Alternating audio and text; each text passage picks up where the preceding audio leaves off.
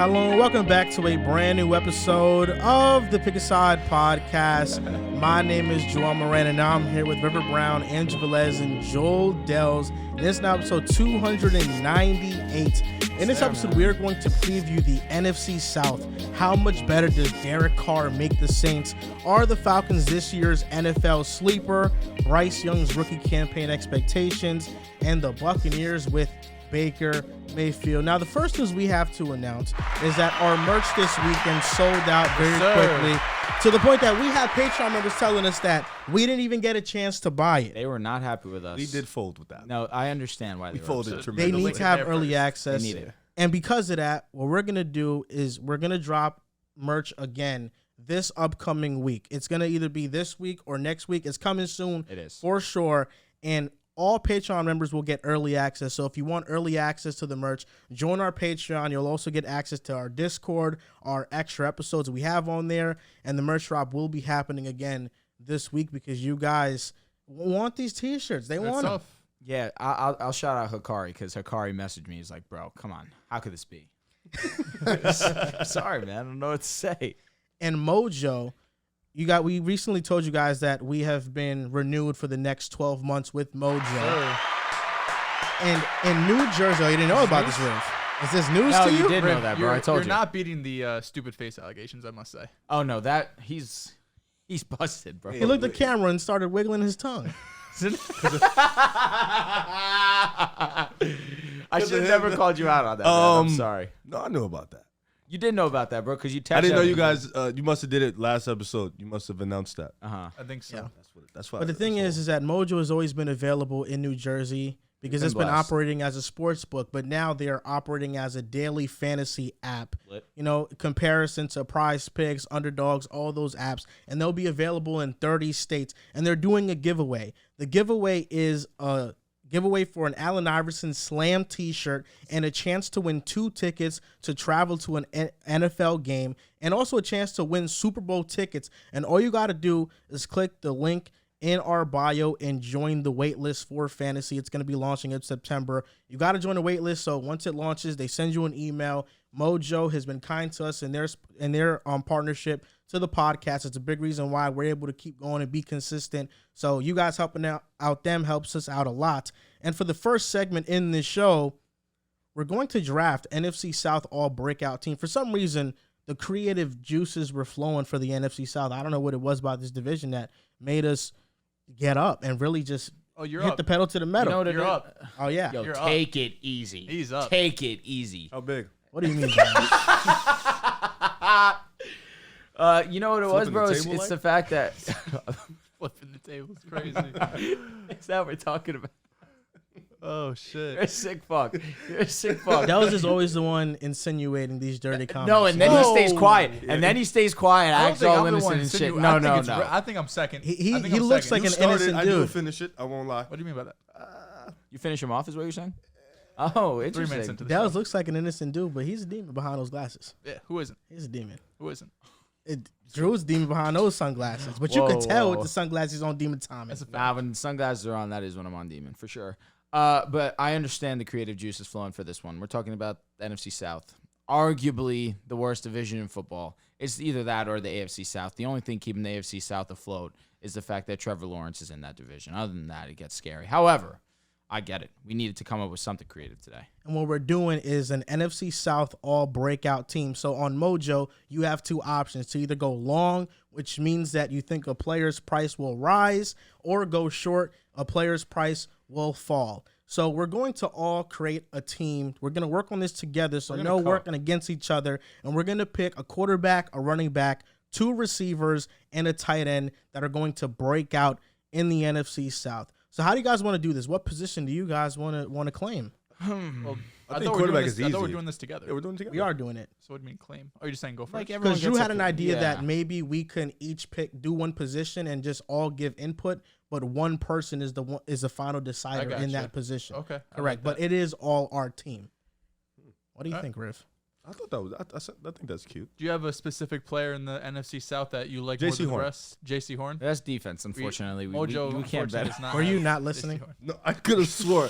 I Said quarterback, running back, wide receiver, tight I end. swear to God, the conversation you guys had earlier over there was we pick a front seven and No, then we do yeah, secondary. that was something else. Yeah, That I'm was so something sorry. else. That's for the end of the show. Yeah, I was locked in on that conversation. You're not that big of a dummy. So yeah, I was locked in on that Honestly, conversation. yeah. I thought that's what was going on. Okay, so in terms of QB, running back, Sure, yeah, I don't exactly. give a fuck. So we can, All right. we can just do it together. Quarterback for me is easy. Bryce Young? Bryce Young. For Come me, on, it's Dehls. easy. Listen, you could have your Desmond Ritter all you want. You're but a Desmond Ritter guy? I'm a Desmond Ritter Drew guy. said Desmond I- Ritter stinks. No, bro, he's so bad. And we're talking about NFC South all breakout team. Listen, this is why Bryce should be I'm first. going against your argument. Bryce Young for sure has the potential to be the best quarterback in the Show just division. started. But right now, Bryce Young is at $46.41. more than Tua. Desmond Ritter, exactly. It's more than Tua. Tua, didn't he just have an MVP season, Drew? It got cut short, man. It's unfortunate. For the Falcons, Desmond Ritter right now costs $8.11. So you're saying the upside there. If he really has a breakout year, that $8 could 5x. It's not going to 5x. I think price. even if he's average, Joel, let and me we're ask talking you a about question. $20. I like that. Didn't we just have a conversation speaking about how the two most inaccurate quarterbacks in the National Football League both just happened to play for the Atlanta Falcons? Yeah, the So first what two are we- games. What are we doing?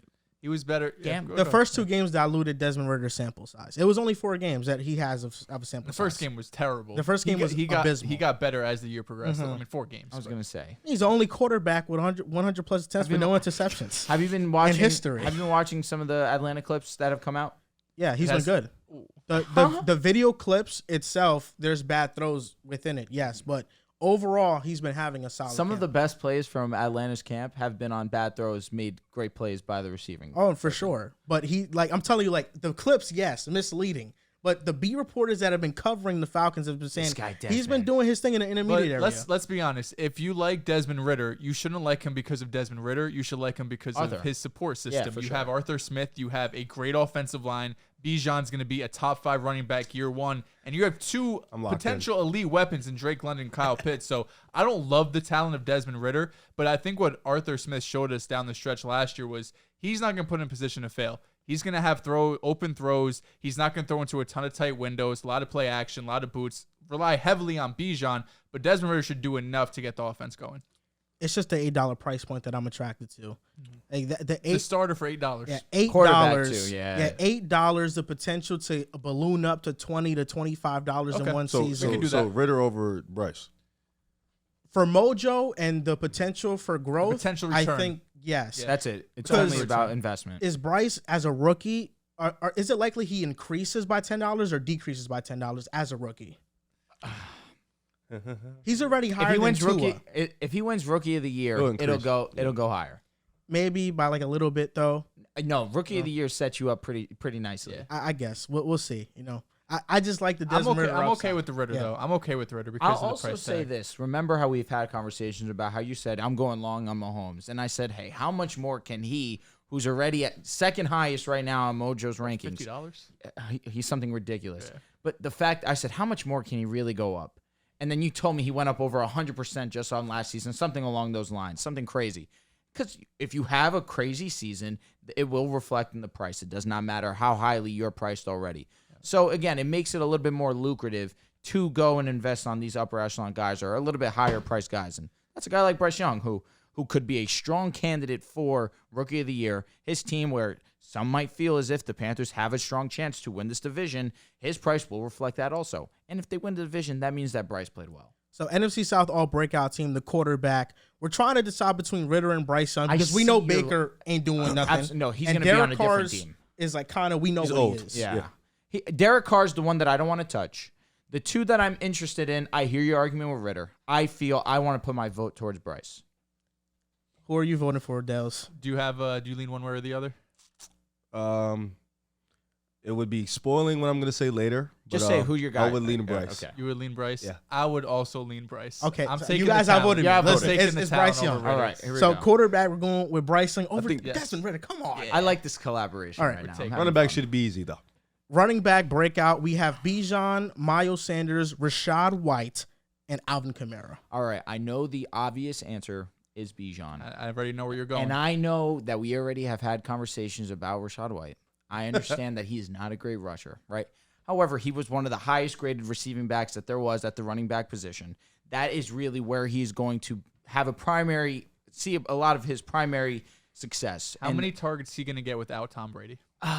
Baker, Tom Brady's a check down running back king. He is, but I feel like if Baker wants to have any type of success or stay the quarterback or Kyle Trask, one of the two, who knows what's going to happen. They'll both play probably. I think that Rachaad White's going to get a lot of love, and we saw towards the end of the season, Rachaad White got a lot of love in the receiving department as well. I see it continuing this upcoming season because the offensive line's not great, and his price is $450. I mean, that's something that's intriguing to me. Bijan could have like 800K. Yeah, the answer's Bijan. First The answer's year. Bijan. I don't know. But I just wanted to give it a different answer for conversation purposes. The answer is definitely Bijan Robinson, just because, like, unlike Bryce Young, I don't think will play at a top 5 or top 10 quarterback level as a rookie. Bijan can play at that level in his first year as a running back. I thought the under the radar one you were going to go with, Drew, was Kendre Miller. He's only $4 or $5 on Mojo. Alvin Kamara is going to get suspended. It's a matter of it's going to be 2 games, 4 games, 6 games. Kendre Miller, there's reports out of training camp today. He had a really nice run. And if when Alvin Kamara gets suspended, he's going to be their RB1. I know they signed Jamal Williams, but I think he's going to be more of a goal line back. We know led the league in touchdowns, rushing touchdowns last season. I think Kendre Miller's going to get first shot to be RB1, and he was really productive at TCU. Question. If you get suspended like 2-3 games, can you still play preseason or no? Yeah. You still can? And then you get suspended for the regular. Okay, cool. I don't think Kamara I'm played bugging. preseason. Deshaun played preseason. He last year? Yeah, Probably. Yeah. Facts. Yeah. He did play preseason. I remember that, yeah. Miles Sanders, I think he has similar production to Philadelphia. I actually like this from Carolina. Yeah. I think it might be line's similar. Not bad. Definitely an underappreciated He always hovered line. around the 800-900 yard type of vibe. Cracked 1,000 last year, right? Yeah, that was It's the just first they time he paid cracked him. 1,000. Yeah, Yeah, Miles would be good. Miles would be good. Miles would definitely be good. He'll be steady for them. He's gonna mirror 1,110 touchdowns. He'll Maybe not definitely the have 10. 1,100 rushing yards. Yeah, I think so. I'll Yes. take the under. That's a lot. I'll take the under in the touchdowns for I'll sure. take the under on It's just 1,100. such a difference of offensive lines. Like, I get it. It's not that the Panthers' offensive line's bad. It's just that the Eagles' offensive line was some of the And best. the offense as a whole, the Eagles' offense was top 2 in the league last year. This Facts. Panthers' offense will be okay. It's not going to be elite, though. I think that's going to, especially the touchdown department, it's probably not going to get as many red zone opportunities. I just look at He what had they 1,269 yards. Total or rushing? Rushing. I just look at what the Panthers did with Deontay Foreman, Chuba Hubbard. They were 4th in EPA per rush. I think Miles Sanders will have a good season, but the answer for running back, we're all picking Bijan Robinson, correct? Yes. Definitely. So on to wide receiver, all breakout team. I mean, is this pick obvious too? I think it's Chris Olave. We're taking 2 receivers or just one? 2 receivers Gotta go are taken. 2 for sure. The 2 obvious ones, Chris Olave, Drake London. Yeah. Those are the 2 guys. Those seem like layups. Both year 2 players. Olave had his breakout last year. Drake London didn't have with Ritter. He really broke out those last 4 games. He was phenomenal, but to start the season wasn't great. Marcus Mariota struggled. Who was yours, Riv? You got someone over there? Nah, because I thought we were doing our own. So I had like Jonathan Mingo. I heard he had a good training camp. I've been falling for the hype. Yeah. But then when I found out we were doing it together, I was like, all right, the obvious 2 are going to be like London and Chris Olave. So. Jonathan Mingo has upside. If the Panthers receiving game is noteworthy, it's going to be because he is better than we expect.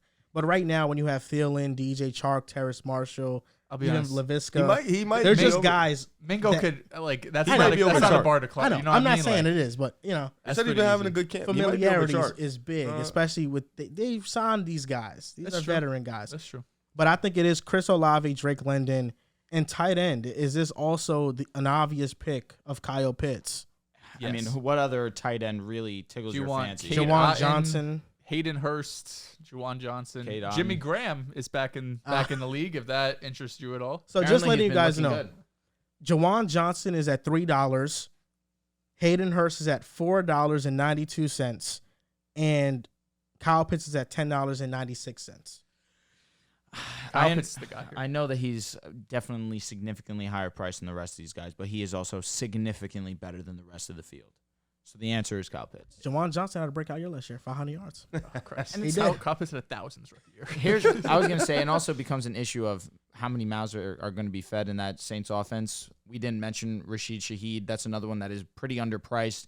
did not play that many games either. Only towards the end of the season, finished with over 400 yards. I think in 6 games, something like that, 6, 7. Like He only just got respectable amount of snaps, snaps. like, Correct. That's what at I'm saying. $2. Yeah, at $2.60. That's another one. But yeah, Rashid Shaheed, of course, Chris Olave. If Michael Thomas is healthy, that's another one. Kamara's going to get his looks in the receiving department as well. Jamal Williams is going to get a ton of touches. Kendre Miller's another one for a name to look out. You mentioned it. Jawan, now Jimmy Graham potentially too. There's just a lot to look out for in that offense. So looking at our NFC South All Breakout team, we got Bryce Young at $46, Bijan Robinson at $15, Chris Olave and Drake London both are hovering around the $15 to $14 range, and then Kyle Pitts at almost $11. If you want to throw in a wild card, you mentioned him, Drew, Rashid Shaheed. Definitely. $2.60, and if anything happens to Michael Thomas, he becomes the wide receiver 2 in that offense, and he had a lot of games last year where he was good. That's also like a flex option we could put for this all breakout team. Yes, sir. I like that a lot. And now on to the all short team, players that will be shorting. Okay. On Mojo. For sure. Yes. All right, quarterback Baker Mayfield. Oh, I like that. Quarterback Baker Mayfield. He has a chance to lose a job, similar to my thought process with Jimmy G. Stable / replaceable quarterback. He's more so on the replaceable side at this point in his career. Does Derek Carr get any notice at this spot? He just got a bag. I don't think so. I don't think so. I think he Would- stays around the same. Would you go long or short on Desmond Ridder? $8? I'd rather not touch it. Okay. Come on, man. Because I think the obvious one is Baker Mayfield. And who's their backup? I don't know off the top of my head. Taylor Heineke. Taylor Heineke. Taylor Facts. Taylor Heineke has shown in Washington. Listen, Taylor Heineke is nothing special, but he's shown to be a competent backup to, He was trash last year. mid-level starter at times. That's all I'm gonna say. Let me not be rude. He was not great last year. So what are you doing? Are you going long or short on Desmond Ridder, Dehls? No, we already took Bryce. We took Bryce. Don't got to worry about that. But No, if I'm shorting someone, we're not you talking asked about the the question all as if breakout you were team. going We're short talking on about just a question to you as a cop man. out. Not touching it. You're not touching Not it? touching it. What a sucker. I think you guys are unfamiliar with Desmond Ridder's game. No, Let's not do I that. need to see it some more before I could buy in. And it's not just Desmond 4 Ridder. games. I'm just talking about just Arthur Smith just being in his offense. I trust any quarterback with Arthur Smith. Yeah. Let me ask you a question. In Trying to get terms of Deshaun last offensive year. minds, where do you have Arthur Smith ranked? I can't have him no lower than 7. I know that 7 is a weird Okay. number to That's use. all right. No, I think that's I was saying fair. top 10 was in Yeah. my head. Offensive minds, because there's a lot of them at this point in time. Andy Reid, Kyle Shanahan, Sean McVay, Brian Dable. Sean Payton. Dable for sure has thrown himself into that That's already conversation. 4 or 5 right there. Arthur Smith has to be in that conversation. for sure. I Ben feel like I'm Johnson missing with the a big Lions one. Okay. is one of those guys too. Okay. Yeah. In terms of head coaches, we'll keep Okay. we'll keep Ben out of that conversation for now. Well, let's look at head coaches and let's see where Arthur Smith probably ranks there. Mike McDaniel, Definitely. I would take him over Arthur Smith. Okay. Even though, Arthur Smith might have an argument though. What if Arthur Smith had that type of personnel? Yeah, year one to be. Just having Kyle Pitts out there blocking. Yeah, but that's due to need. more Because so. in Tennessee, Ryan Tannehill played at a top 10 level and the offense was at the top of the league too. Right now it's Mike McDaniel though. That Yeah, offense I was agree. a top of the league when Tua was healthy. Definitely. I agree with that. With Zach Taylor and the Bengals, I would favor Arthur Smith I think there. I like Arthur. Yeah. They have a ton of personnel with the Bengals. They've been a successful offense, but for what personnel Arthur Smith has had in Atlanta, I feel like that's a little bit more I impressive. think I would have Doug Peterson over Arthur Smith. Okay, I like that That's as well. a good one. Kevin Stefanski definitely has an argument Yep. to be over Okay. Arthur Smith as well. Mm. Even though last couple of years Kevin Stefanski he's kind of been underwhelming. I has. think he's been a little bit underwhelming. Nick Sirianni is in the conversation too. because of last season. But Personnel's nuts. yeah, if we're gonna hold on with Zach Taylor, got to hold with Sirianni. I agree with that. I'll be honest wholeheartedly. when it comes to the Cowboys, I know that Mike McCarthy gets a lot of slack, but he is also very quietly under the radar, an underrated head coach now. We'll see. This guy, all he does is win in the regular season. Yeah. Well, And, he's in the playoffs he has his concerns, but he wins. I mean, we don't really know. He's the Aaron Rodgers of head coaches. Okay, we don't really know what happened between him and Kellen Moore.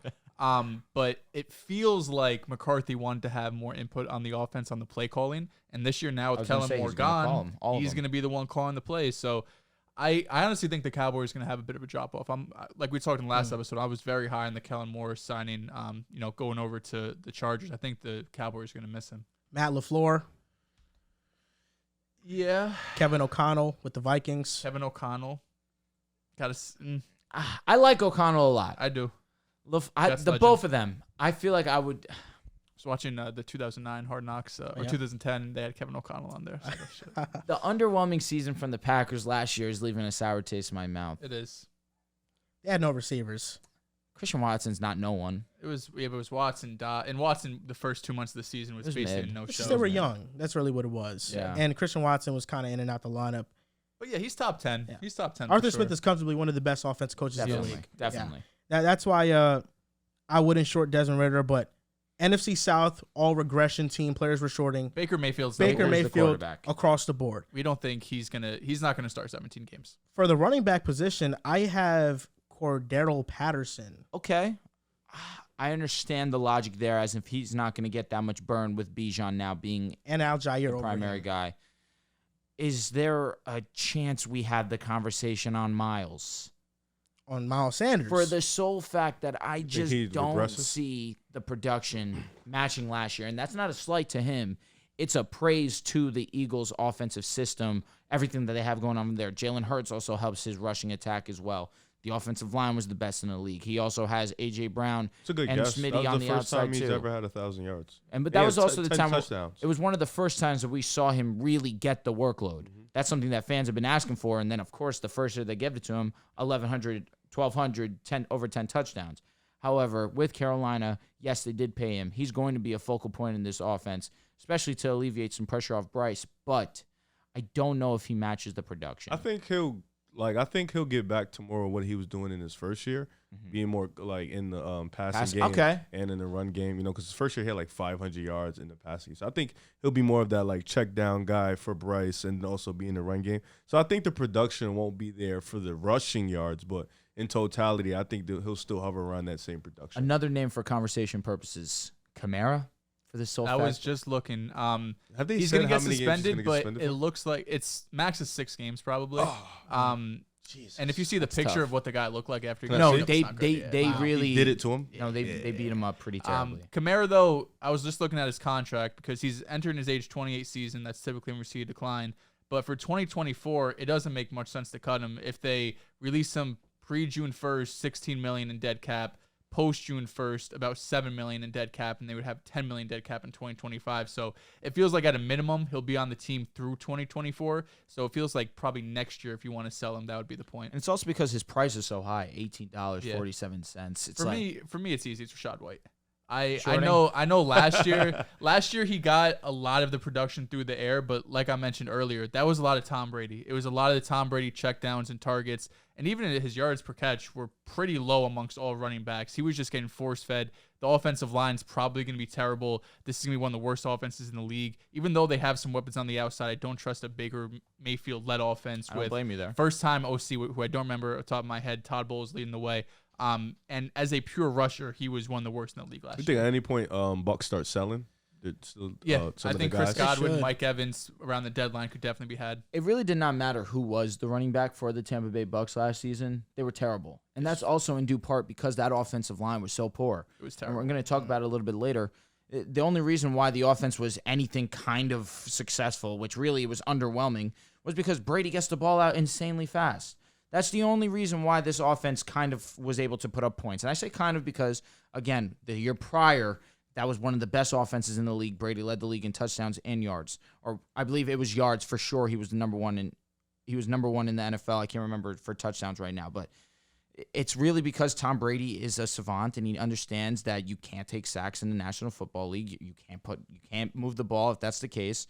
And year two, or now the first year without Tom Brady, I don't feel confident at all, but I think a lot of checkdowns will be had with Rashad White. That would be the only constant from last year to this year, and he's one of the few. Well, let me not say few because, of course, you have Mike Evans and Chris Godwin on the outside, but can you trust Baker Mayfield to get the ball to them consistently, and can you trust this offensive line to hold up to get them the ball down the field? I was very high on Rashad White coming out of college, but he's slow, and it shows on tape. He has no burst. He has no getaway ability. Miles Sanders, I understand that his best production year came last season, but fans that have been watching the Eagles have known that Miles Sanders had that ability. Don't disagree. Since he was a rookie. I agree. In Carolina, where he's going to have ample opportunity, the offensive line is one of the best in the league. Last year, they ranked 4th in EPA per rush. That was without Christian McCaffrey. I think Miles Sanders will still be a good running back. Rachaad White is a good pick because all of his value right now is future. It's a projection. He hasn't earned much. I don't disagree. Kamara has earned a lot of his value. A name I would throw out there, you threw out Kamara for the Saints. I'm looking at Jamal Williams. What he did last year is not going to happen again. I agree. Getting 17 touchdowns, I believe that was the number. Jamal Williams, he was one of the more inefficient running backs last year when he faced stacked boxes. And because the Saints don't have the personnel to where defenses are honest, they usually stack the box on Alvin Kamara runs or runs against other running backs. And Jamal Williams against those is one of the worst in the league. So I think given the touchdown production, it's going to fall off, and that's a short candidate. But Rachaad White is somebody that has a lot of potential to really decrease because I think someone like Sean Tucker, the rookie out of Syracuse, Sean Tucker was amazing at Syracuse, and he's a better runner. Because if he would have stayed healthy, he would have been drafted for sure. He's undrafted because he was I forgot what the injury was, but it was something serious. But he got cleared for camp a week ago, and it's Rachaad White, Sean Tucker. I don't know what other. They have at least one other running back. Chase Edmonds. Oh, yeah. Yeah. They signed Chase Edmonds. They said that Vaughn's the number 2 back right now. Yeah. Listen, who knows with what's his name? Sean Tucker, if he even makes the team. I think Sean Tucker can. I think he has the highest upside. Yeah, I think Sean Tucker can be the running back one in that offense. Maybe that's me just being high on him. Wide receivers that we're shorting. Is anybody thinking about Mike Evans here? I thought we was thinking about Mike I think Thomas. he's solidified. You know what? I can understand staying consistent if you're thinking Alvin because of the situation. Yeah, you could hear Mike Evans' name for sure. Does he get 1,000 yards this season? Mike Evans? Is this the year it finally ends? I don't want to bank on it. I don't want to say Is yes. there a chance we short him and then he gets traded at the deadline and plays amazing in the second part of the There's team? a chance. Like the second end of the season. With the New York Jets, that can be a possibility. Maybe.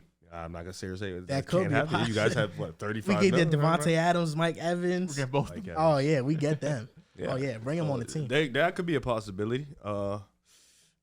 Michael Thomas, even though he gets hurt every year, when he plays, he's still good. But you're just banking on a 30-year-old, 31. How old is he now? I think he's 30. He's 30. Yeah, turns 31 next year. You're banking on him to stay healthy, and he's healthy for training camp, which is the first time in a while. But now you have Chris Olave there, who's the wide receiver 1 without a doubt. He's a dog. And maybe at this point in his career, Michael Thomas is best suited for wide receiver 2 role, and maybe his price would probably reflect that. Yeah, I definitely am not considering shorting Michael Thomas. This is definitely a guy who, once I see him on the field, we all understand he's special.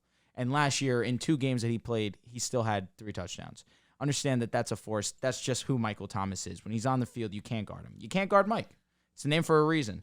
But it is a matter of staying on the field with him, and that's an understandable concern. But it's just not a guy that I'm looking forward to investing in either positively or negatively just for the fact that you can't trust it. He's at $12. I think that's low. He's wide receiver 2 value. Yeah. So for that, he's not somebody I would short. Mike Evans is at $23. I mean, understandably so. I mean, that's a first he's earned Hall that of in Famer. his career for sure. DJ Chark, Adam Thielen. I think that Harrison I'm Marshall. staying away from that from the Panthers wide receivers for the sole fact that one of these guys has to get love because there just needs to be someone that's going to catch the ball. Jonathan Mingo, of course, was drafted by. Thielen's at $14. He is $14, and That's higher than Michael Thomas. Which only for the fact that Michael Thomas is injury prone. Maybe we look at Adam Thielen, but I feel like you need a reliable option if you're Bryce Young, and that could be Adam Thielen. It's just none of these guys that I really overly trust to either succeed or not succeed either way. I guess if there's a name, would be Adam Thielen because he is kind of at this point in his career not nearly the same player that he once was, and for the fact that his price point is high. Maybe that's Adam the name. Thielen. Yeah. It's Adam Thielen. So for the quarterback, we have Baker. For running back, are we selecting Rachaad White, Jamal? I vote. It Rachaad seems like White. you two both believe it's Rashad, so I can. What about concede to Jarvis that. Landry?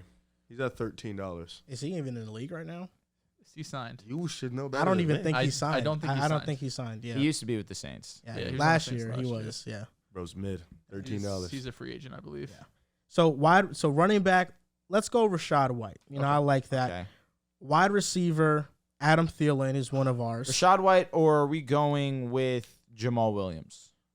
We got a flex option. I think our flex should be Jamal. Valid. I'm with it. Because we're running out of shorts. I'm with it. We are. It's hard to short these receivers because the guys you want to short are going to be like $2. Like I don't love Terrace Marshall, DJ Chark. That's what I'm saying. All these guys are under $10, and the big ones, like Rev mentioned, I don't like Mike Evans for this year, but there's a real chance the Bucs are, like 2-6 at the deadline, and they're looking to make a move, and Mike Evans gets traded to the Jets. Now he has Aaron Rodgers. All of a sudden, things are looking up. So it's the low-key guys or the guys that are bottom of the depth chart. I don't believe in a Terrace Marshall breakout. I'm over Laviska Shenault at this point. I'm over Shi Smith at this point. But these are all guys that no one's really investing in. So it's Baker, Rachaad White, Adam Thielen.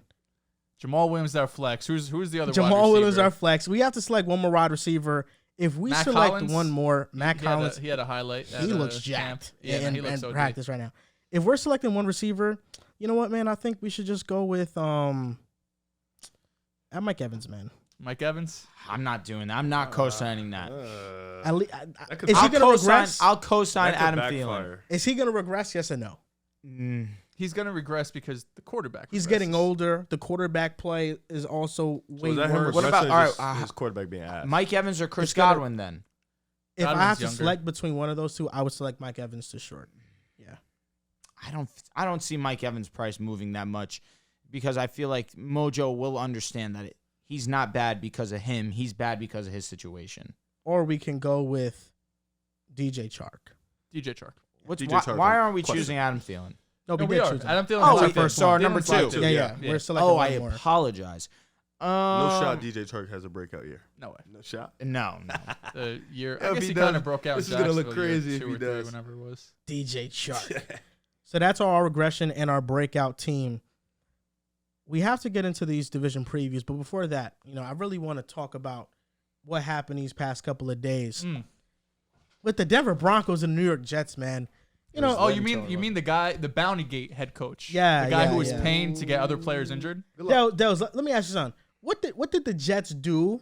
Did we were minding our business, correct? I think so. We were trying our best to stay low key this offseason. Why are we on Hard Knocks? They forced it down our throat. We didn't even want to be in it, so we didn't want the offseason hype. Can you guys stop with this victim bullshit? Why did Sean Payne come after the Jets, Drew? You're a Broncos fan. You speak for the Broncos. They asked him a question. Talk to us about this. Hold on. They didn't ask him a question. He had someone from USA Today come in. He gave him a little tour of the facility. Said it took about an hour. This wasn't just he was at the stand. They were asking questions. It was a press conference. He gave an answer. He said it was one of the worst coaching jobs This wasn't we've a press ever seen. conference. This was like a sit-down interview. Regardless, he said it was one of the worst coaching jobs we've ever seen. Did he lie? Nope. So then what's the problem? When Robert Saleh took over for Adam Gase, who had a terrible coaching job, did he say anything? Well, did Doug Peterson asked? Did they ask him a question about that? Did Robert Saleh say, USA Today, come in, let's have an interview? Hey, listen, when you're Sean Payton and you get a little you too become a Hall of Fame coach, it's different, yes. He also was working on Fox too easily. That's a fact. That's what he said. He said, I had my Fox hat on, didn't have my head coaching, because what Sean Payton said was facts. Nathaniel Hackett was a disaster. So is Russell Wilson. He should have never doubled backed. You're saying he should have just stood on it? Just stood on it. You're going to talk shit like that, you got to stand on it. That's the worst look. He doubled back on it. Listen, I can't wait until week 5. You better win. Aaron Rodgers said, keep my coach's name out your mouth. Listen, Aaron Rodgers is about to have a historic MVP performance against the Broncos week 5. That's all I'm saying. He's going to take it personal. You all should. That was a little crazy. To me, I really don't see it that I'm upset about it that he rescinded the comments because we had a mindset for a long time since Peyton Manning left, and it's been kind of soft.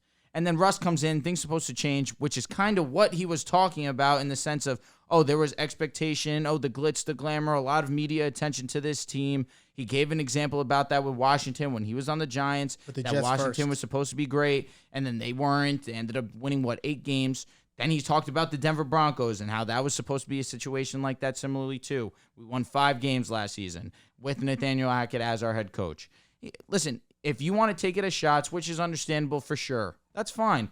But he told the truth. He told the God's honest truth. I get it, but Urban Meyer was a disaster. Doug Peterson didn't come in here and say, "Oh my God, this was the worst coach since." No, everyone in the world understands Nathaniel Hackett was a god awful head coach. But what's understood doesn't have to be explained. Sean Payton doesn't have to go in there and say how bad of a job he did. We understand that. And it's different. Back in the day, coddling's the idea. It's facts. Because back in the day, like when Sean Payton, he had like the Buddy Ryans of the world, when they were all talking the shit. Bounty Gate shit you can't defend. Bounty Gate, no, but the Buddy Ryan, like Mike Ditka when he was coaching the Bears, and Buddy Ryan, like they were on the same coaching staff and had beef. Like there was just different, like the 80s and 90s. Now coaches don't really do that. And whether that's right or wrong is a different debate. But Sean Payton didn't have to, unprovoked talk shit about Nathaniel Hackett. Because for me, I agree with what Aaron Rodgers was saying, which is he's just trying to protect his quarterback. He's just trying to say everyone else is wrong, not Russell Wilson. Russell Wilson's fine. Everyone else was terrible, but Russell Wilson was fine. It wasn't his fault. It was the surrounding. He even went after the president of the team. He went after the GM of the team. He was going against everybody, but not holding his franchise quarterback accountable. I love it. Doesn't sit right.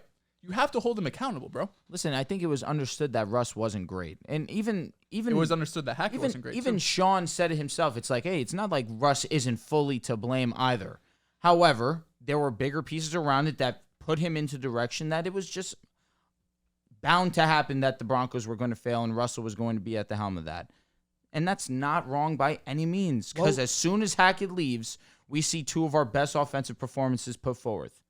What were the external reasons around I'm Russ actually confused. that caused Russell to miss a throw on Thursday Night Football versus the Colts to win a game? He came into the season injured. Was that open? This was open pass? This was his first season without his quarterback coach that he's had for his entire career. I believe that he did pass away, and so this was his first year without that quarterback's coach. Nathaniel Hackett also happened to put forth some of the worst head coaching performance we've ever seen in our lifetimes. Team riddled with injuries as well. Destroyed our offensive line. We start the season, then immediately Tim Patrick tears his ACL. Also, real quick, prayers to Tim Patrick. Hope you're doing all right. Torn Achilles today. Horrible day to be a Broncos fan. But just thing after thing after thing with the Denver Broncos that just completely went against Russell Wilson, his ability to have success. That could go wrong. And then on top of it, Russ was simply not himself. Comes to the season a little bit out of shape. Not really just in the same body type that Russ was. Listen, I'm not here to fully expunge Russell Wilson either. I've been here multiple times in front of this mic saying Russ he was not great by any means. But I still believe in him and understand that there was a lot going on around him that did not help that situation. Well, he has to believe in him. There's no other quarterback. Yeah. So. I mean, unless you have faith in Jared Stidham, which is a possibility. He had a pretty good performance against 49ers with the Raiders. Listen, understand that we're talking about a first ballot Hall of Famer, please. That's the reason why I have Russell Wilson. Stable quarterback metrics measure some stats that year to year should be the same regardless of situation. Russell Wilson was at the bottom of like every stable quarterback metric and unstable metric. I know that Nathaniel Hackett, the clock management, you could argue, he did a bunch of stuff wrong. Refusing to cater the offense around Russ's skill sets also. I understand that, but Nathaniel Hackett already had a scheme in place that's the style of coach he was. I understand. And Russell Wilson, there were layup throws that Russell Wilson missed. He was one of the worst quarterbacks at layup throws, at easy completions, and that's what Nathaniel Hackett's offense is. One of the teams that led the most with drops. I just feel like Nathaniel Hackett, as an offensive play designer, he did an all right job. I think that Russell Wilson really failed the Broncos and stole a lot of your guys' they never money. matched. His scheme never matched what Russell did. That's it. And that's, as a head coach, it needs to be your job to recognize, my quarterback's not great at this. Let me do something to put him in position to succeed. He never did that. It's definitely on the coach. I think it's also on the front office to say, we can hire a coach, but maybe we shouldn't trade multiple draft picks and $250 million guaranteed for a guy that's not going to fit the system. And Sean Payton could have said that. Sean Payton could have said, listen, the quarterback's more important than the coach. Don't get me wrong. Sean Payton could have said the fit between Hackett's offense and Russell Wilson just wasn't a match made in heaven. My offense is. He could have said that. He didn't say ownership that. Coming in, they want to make a splash. We were one of the least. We barely used play action, and that's Russ's bread and butter. I said it last podcast that we spoke about it. 19% of our plays were play action passes, and from weeks 1 through 16, and then as soon as he leaves, week 17 and 18, it increases to 33%, and suddenly we see Russ playing some of his best football this season. Let me not say it was easily his best football that he played all season long. You put him in situations where he's comfortable in, that he knows that he can have success, and he will. So to talk about as a fan, I was happy because we're finally getting into that brute nose, hey, let's be the villains of the league. We were just a laughingstock. Let's be the villains. And then Sean Payton backtracks. That lost me. That hurt. If you're going to say something that bold, okay, hey, I'm with you. I'm with you as someone who understands that you don't do something like that. That's fine. But as a fan, I loved it because we needed a culture change. That's what Sean Payton was supposed to do. Bring us a culture change. But retracting the statements, that's where you lose me because now you look soft. And that's not what you wanted to do as the introduction of your first year into being the Broncos head coach. I think that's valid to feel that way. Sean Payton, I do think that he looked at your team and kind of felt like there was some work cut out for him. Just tell me what's wrong with us. There's not. We spoke about it last show. What's wrong with you guys? You don't have a quarterback you trust. Oh, my God. We definitely trust him. That's what's wrong with you guys. We definitely trust him.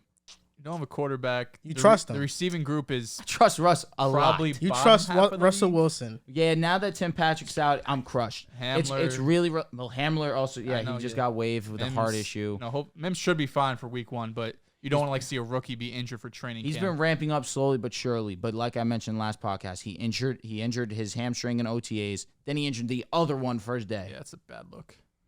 But Judy, Cortland's son, God willing, they're healthy. Because, geez, really. Even sounds like if mid. they're Quote, healthy, unquote, that's depth. that's a bottom 15 duo. Bottom 15, that's fine. There's a lot of great duos. That's in what I'm this saying. league. Yeah, it's not ideal. That's mid-tier. But also Javonte Williams and Samaje That's Perine, fine. they're going to be very active in the passing game as well.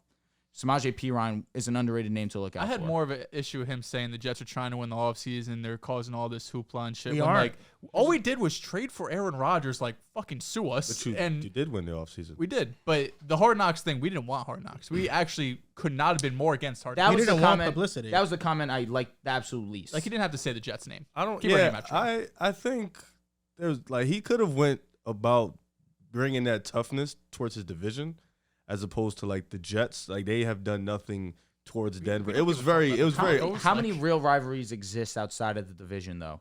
Yeah, Like the only ones that really come to mind so strongly and profoundly are Chiefs Bengals. But he should be like, why haven't we beat the Chiefs What other in the ones last are there? fucking 12 I feel like you outings, should not start the at your Jets. division That's what Frank first, Clark then you said. branch out. Yeah, you start at your Frank Clark division spoke first, then facts. branch He out. did. He did. No, I said that very openly too. I said, listen, you may not like what he's saying, but He's he used to spitting. play for the Chiefs, and they smoked us. It's just Sean Payton's coming into a situation, and I think he's being overly arrogant about it. I do.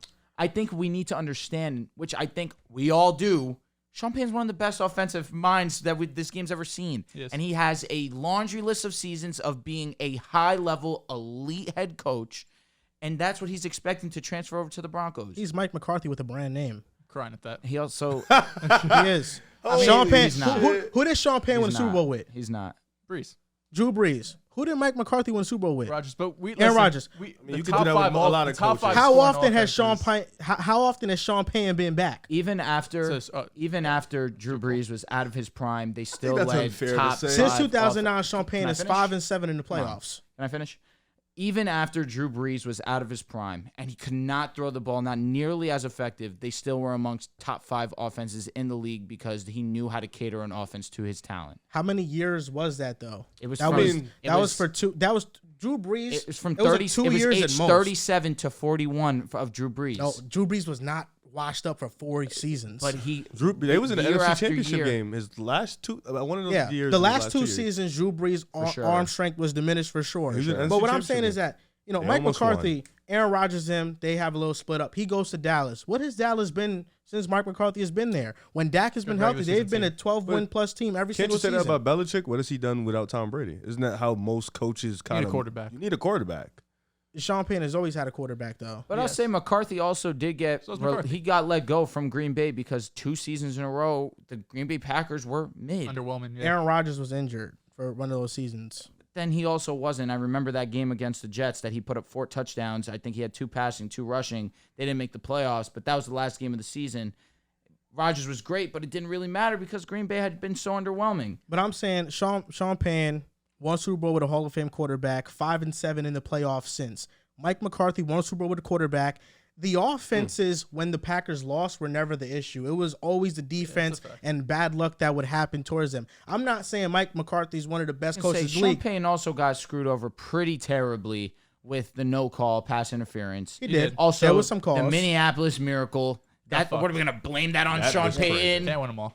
We can't. Hey, do that. listen, same thing with Mike McCarthy when he was with the Packers and the Seattle Seahawks kicked an onside kick, I believe, in 2015, and they recovered it. We can go. Sean Payton also has one of the instances. best calls of all time. He does going with the onside kick Yeah. to start the second half of the Super Bowl. No argument here. Listen, Sean Payton's 2009, 2009 was unbelievable. But since then, come on. Like, I think he is Mike McCarthy with the brand name. Sean Payton, I think, is a little bit overrated. And in that division with the AFC West, I'm predicting he will never win a division there. And I know it's probably easy to say because Mahomes and the Chiefs rule that division. But I would even take the Chargers over them for the foreseeable future. I would. Yeah, I mean, the Broncos are in a tough spot where you have to pay Russ $245 million. And Drew, you're not going to like this, but the way you were describing Russell Wilson was you were describing a game manager. You said he will produce when he's in comfortable situations. It's unfortunate, but that's a game manager. Not what I'm saying. Mahomes produces in uncomfortable situations. Josh Allen produces in uncomfortable situations. Okay, we're talking. Lamar, You're literally naming the best in the league by far. That's what Russ is supposed to I mean, be. he's That's why getting y'all paid paid him. $250 million. For sure, but again, if you want, was Russ ever a game manager in Seattle? Yes.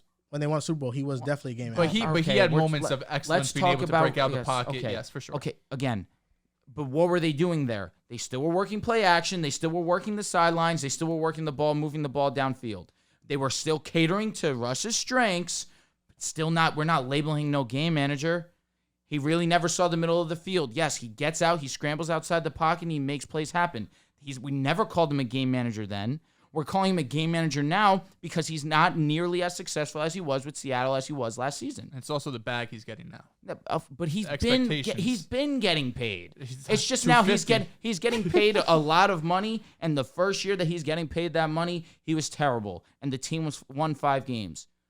5 games is crazy. Let's just one season game manager. So Matthew Stafford, 1 season He was game injured, manager. Russell Wilson was injured too. No, Stafford was like he could not throw. I got you. Like, yes, he was different type of injuries. Way different injuries, but Russell had multiple injuries throughout the season, still played. Stafford won a Super Bowl 2 years ago. And Russell still has a Super Bowl. When he was a game manager. But that's with Seattle, bro. He was a game manager. Legion of Boom carried. What are we What? Am I blind? Stafford won 2 years ago. Russ was what? 7, 8 years ago at this point? But 2 years wasn't 2 years ago the year Russell threw 40 TDs and pretty much backpacked into the playoffs. Yeah, the year before he went to Denver, he got banged up, didn't he, that season? The year against they played the Eagles in the first round, if I'm not yes. mistaken. Yeah, Russ was fucking amazing that year. I'm not even gonna front. Russ when the Seahawks won Super Bowl was 3-0 in 3 games. He had 3 total touchdowns, 524 yards. Three touchdowns in 3 games. That's mid, I'll be honest. Well, they also that's game manager. They also the best defense fucking and ever. in the Super Bowl, they also put up 55, 43 points. Yeah, was it because of him? No, they violated. No, it was They just everything. violated. Yeah, you guys just dominated across the board. I mean, Actually, Also, to start a career, Russ is, I think, tied or is the most For now sure. for most wins What to have you done start for a me 3 years lately? career. I don't care about 1 3 years. season. 1 season. Now we're going to shit talk Russ. I get it. That's the easy thing to do. I get it. He was bad.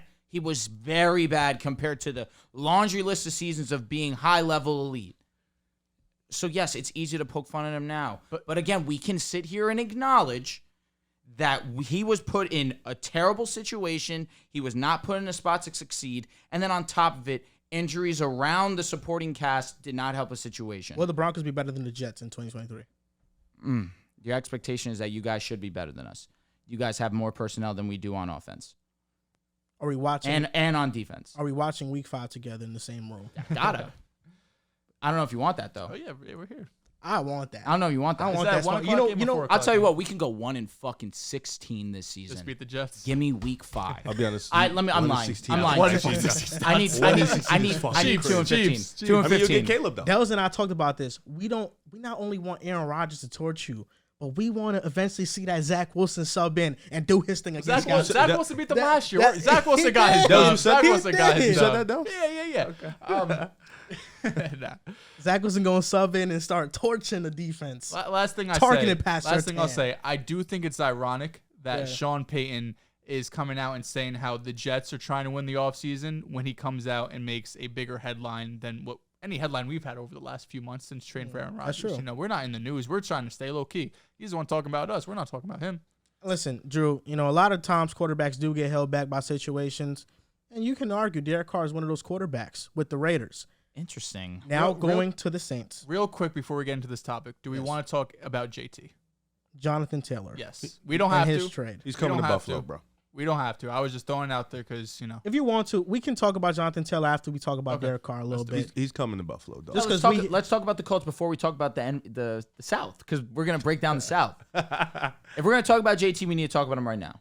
I don't think we should talk about it. What's more to talk about? He's going to get traded. Well, We should wait till he gets traded. If you want, we can do a little short TikTok, and we're just like, hey, what are the best teams for Jonathan Taylor? I only say that for the fact that Jonathan Taylor, when he's on the field, is arguably the most talented. Are we going to waste 5-10 minutes to talk about if we're going to talk about it? Or we're gonna actually talk No, about it? we're talking about it now. All right. It's very easy. Jonathan Taylor's one of the premier backs in the game. And essentially he said, either you're going to pay me or you're done. Jim Irsay comes out and says, that seems like a him problem. The running back position, I mean, they got to understand their value. If I'm Jonathan Taylor, I'm doing the exact same fucking thing. Get me the hell off this team. I've been saying it about Jim Irsay, and y'all didn't listen. Jim Irsay is not an owner that I want to play football for. Does say Jim And Jonathan Taylor continues. If I'm Jonathan Taylor, I am 100% on board with the exact decision that he wants to make. Get me the hell out of there. You're going to pay me my money. I am one of the premier backs in this game, and I clearly make a difference to your offense. The Colts are losing me here because I'm one that agrees you don't pay running backs top dollar, but there's some exceptions. This is the exception. Jonathan Taylor, when he is on the field, is a top 3 running back in the league. Not only a top 3 running back, but the Colts are in a situation where they don't have to pay Anthony Richardson for 4 or 5 years. They are going to be a run-heavy team for the foreseeable future until Anthony Richardson is able to develop his arm, develop his accuracy and touch. Right now, him and Jonathan Taylor are going to be one of the most dangerous and electric backfields in the NFL. But now Jim Irsay is going out here. Since he has such a big ego, he doesn't want to extend Jonathan Taylor. They're going to go out there with fucking Deion Jackson or Eric Hole. And the Zach Moss just also broke his arm in the most ironic way possible. How is there's this some possible? situations where it's okay to put your ego aside. Give Jonathan Taylor a guaranteed contract for the next 2 or 3 seasons. Once that's up and he's 27 years old, then you can move off of him. But right now, he's easily their best weapon on offense. They should do everything they can to have him on their field for their rookie quarterback. They just took number 4 overall. First and foremost, I think Jim Irsay is an idiot. I think his comments were really stupid, geared towards Jonathan Taylor. The Colts, though, have some excuse for why they don't want to pay Taylor. It's not because he's not a great or exceptional player. He is that. But they have dug themselves so far in the hole with their roster that they're allocating a lot of money to players like Quentin Nelson, $25 million, DeForest Buckner, $22 million. This is 2024 cap table. Shaq Leonard, $20 million, a linebacker, a position you don't also pay. Braden Smith, $16 million, and Ryan Kelly, $14 million. This is the most expensive offensive line. It's not a good offensive line anymore. And we're not even talking about Michael Pittman's eventual contract that he has to get as well, because we know he's on the up and up. So the Colts have put themselves in a position and in a hole where if they pay Jonathan Taylor, even though Anthony Richardson is on a rookie contract, they won't have flexibility going forward. With that being said, with this whole running back dilemma going on, I'm not a big fan of paying running backs big-time money, guaranteed money for multiple years. But because that has become the consensus around the NFL, running backs are getting undervalued more than ever, and superstar players at the running back position are becoming more available than ever with teams that regret giving up that contract. We saw the Panthers with Christian McCaffrey. They traded him to the Niners. The 49ers offense changed around. People say it's Brock Purdy, but once CMC got implanted in the offense, it was a number 1 offense across the board. Jonathan Taylor, not from a receiving perspective, but from a rushing perspective, we know he can carry an offense in that way. They don't give him the opportunity to succeed as a receiving back. He has skill set. I think he can, but I think he's just better in a role. No, he's an amazing rusher. He's unbelievable. A receiving back, I think he's okay at it. I wouldn't say he's exceptional. I think where his bread and butter is his rushing ability and his ability to carry a rushing offense. But teams like contenders should look into trading for superstar players at an undervalued position because it's going to benefit them. What if the Dolphins got Jonathan Taylor and we're talking about Tyreek Hill, Jalen Waddle, and Jonathan Taylor? What if the Eagles go out and make a move? We just seen that they wanted to get Derek Henry not too long ago. What if they go out and they get Jonathan Taylor? You're fucked. We're talking about the Ravens or the Bills. Like, contenders should be jumping at the bits to get a superstar player because running backs are getting undervalued more than ever, and the league is not caught up on how to really manage the situation. No, there's going to be definitely a lot of teams calling. I just think the Colts having Richardson, Jonathan Taylor, Michael Pittman Jr., that would have been so fire as a trio, just how young and exciting that trio could be. And then, like you said, you had Anthony Richardson on a rookie deal. Taylor, you could have paid for maybe the 2 to 3 years, nothing too long. Pittman Jr.'s money coming up. Like, this team on the offensive side, not the offensive line, but those three had so much potential. And Alec Pierce is another guy who could break out. That's another young talent. Now they just dropped the ball. The GM's an idiot. It's honestly the only. Yeah, the Bills are going to be calling. Philly's going to be calling. Heck, the Chiefs might. Like, when you got a guy like Jonathan Taylor on the board, 90% of the league is going to be calling, regardless if they don't think they can win the Super Bowl. They're going to be calling because JT is that available. I just hope my Bills get him, man. The Colts should be in the business of collecting talent and keeping it, not making their primary star on offense upset. The tweet was dumb funny. You trade away players when you don't have a quarterback. Once you have your franchise quarterback, that's when you collect and keep your players. Yep. And I don't think he gets traded because the Colts are going to want probably at minimum a second-round pick. Yeah. So if you trade for Jonathan Taylor, you'll have to give up the second-round pick and probably extend him too. So it's a double-edged sword for any team trying to acquire him because I have a hard time believing that Jonathan Taylor is going to accept a trade to, say, Buffalo or wherever and not get an extension and play without, because that's his big issue right now. He wants to get signed. Did you see the video of him walking at training camp today? I did He not. was walking like a grandpa. It was hilarious. He was walking around like he was old as shit. You don't think that possibility of getting the ring can entice him avoiding that? But I also now. It seems like he wants to lock in that extension. But you don't think he wants to lock it in because the team sucks? Could be. Because the team will be dog shit. Things might change if you have Mahomes or Josh Allen on the court. Yeah, like you get those guys, you're sitting there like, I could wait, possibly get that ring.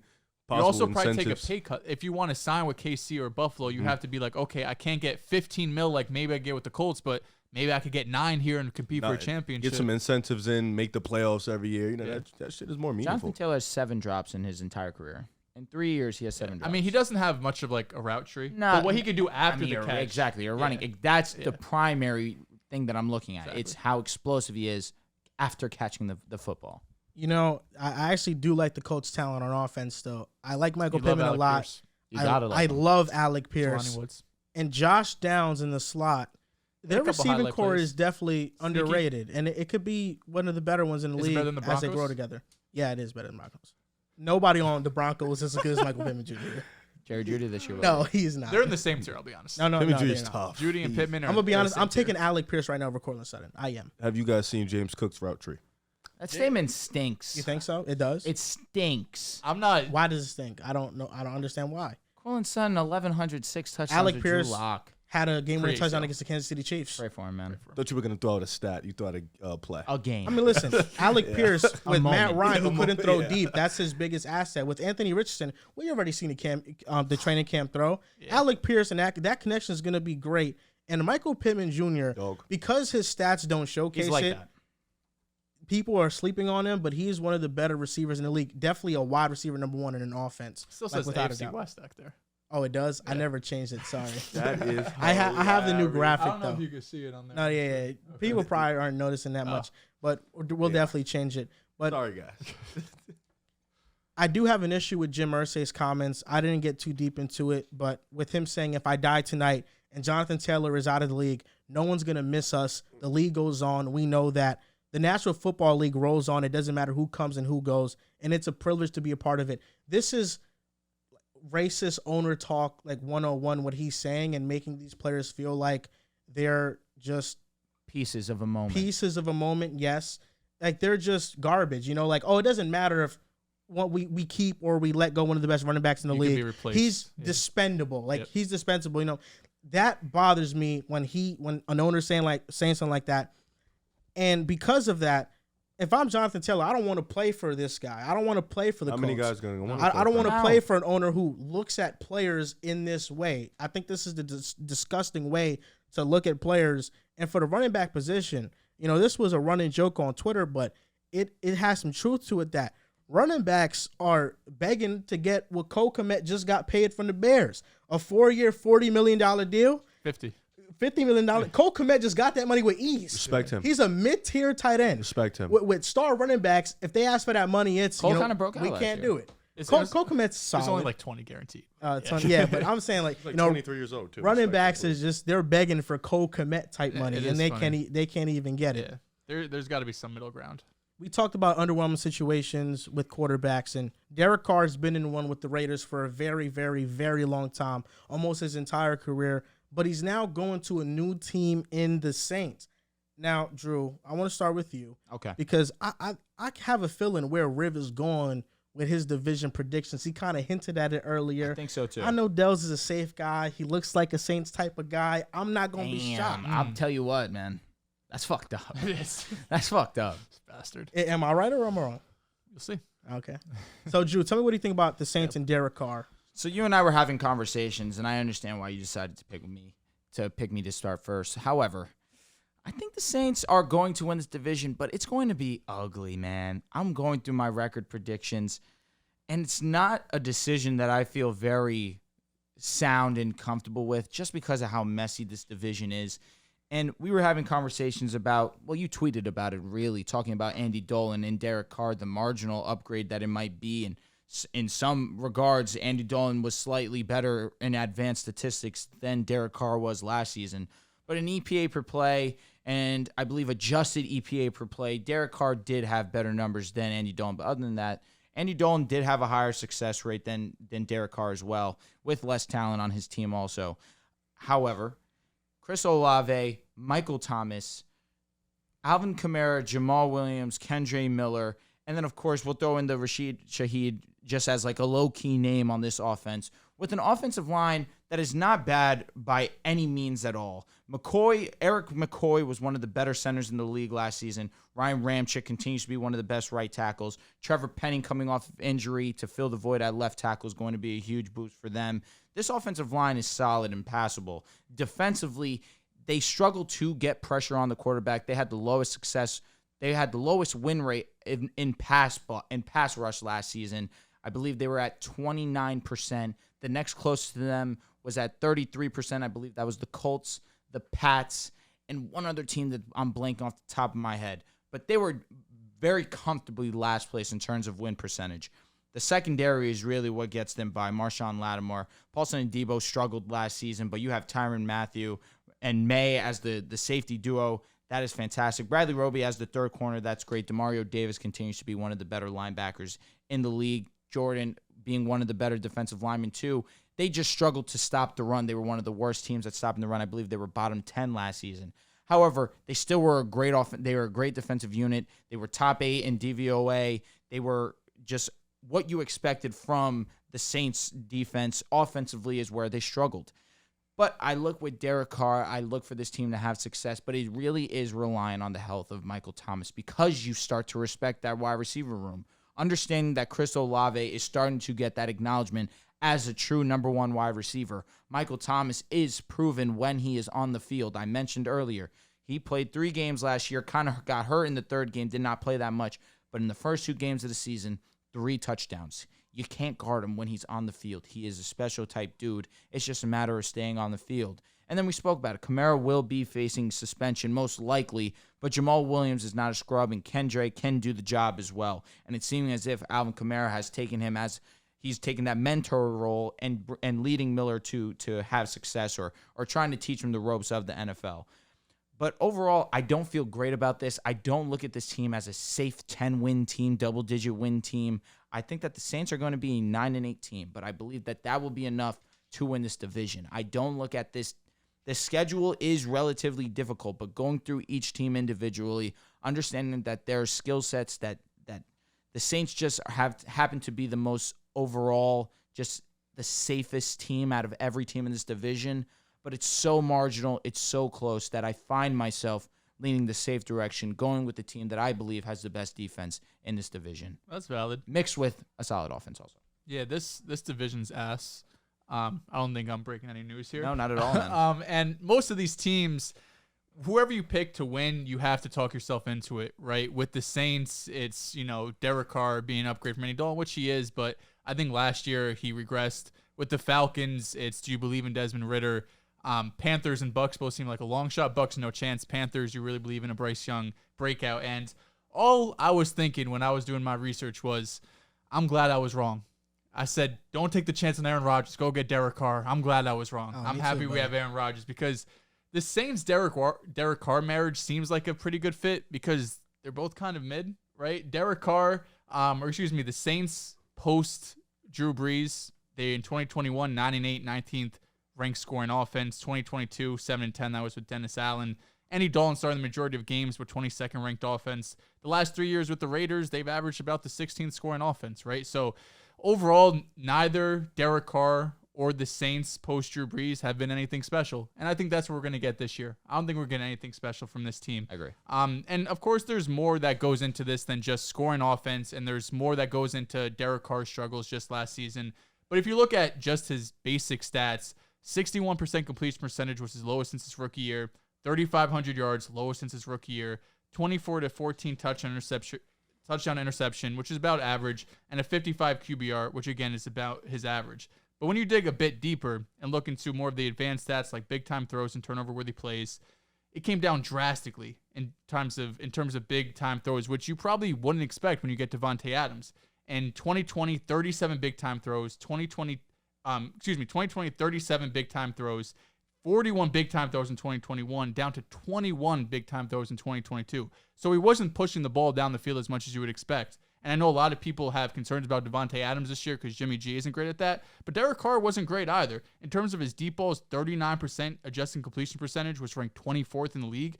And one area that surprised me the most was where he was best passing. He was at his best outside the numbers with a 14-2 touchdown interception ratio, and he had a 10-11 touchdown interception ratio over the middle of the field. I think that could be contributed to not having Hunter Renfrow and Darren Waller for the majority of the year, because we saw in years past, I know there's talks about Renfrow not having job security, which struck me as, shocking because last time we saw him on the field, he's still fantastic, and Darren Waller's doing amazing things in Giants camp. He's special, according to Drew, is going to unlock Daniel Jones to another level. But overall, awesome. This offense, I think Derek Carr is going to come in and kind of be what he has for the majority of his career. Chris Olave and Michael Thomas, they can win multiple areas of the field. They can win on the inside. They can win on the outside. Both of them have shown the ability to switch those positions. But outside of, something shocking happening offensively, I don't see the Saints as coming in having a top 10 offense. I think Drew was right in terms of the defense because that's where the Saints are going to have to kind of hold their hat. You have Cameron Jordan, who has been one of the best edges in football for years, but he's 34 now and has seen a bit of a decline. He only had 37 pressures last season, which is down dramatically from his previous years. Still have Demario Davis, one of the best inside linebackers in the game. And the secondary, I think, is still going to be really good. Lattimore battled injuries last year. I expect him to be back to a top level. Tyrann Mathieu, I still think, was a very good safety. He ranked number 1 in terms of coverage per PFF. 8th in total DVOA, better against the pass than the run.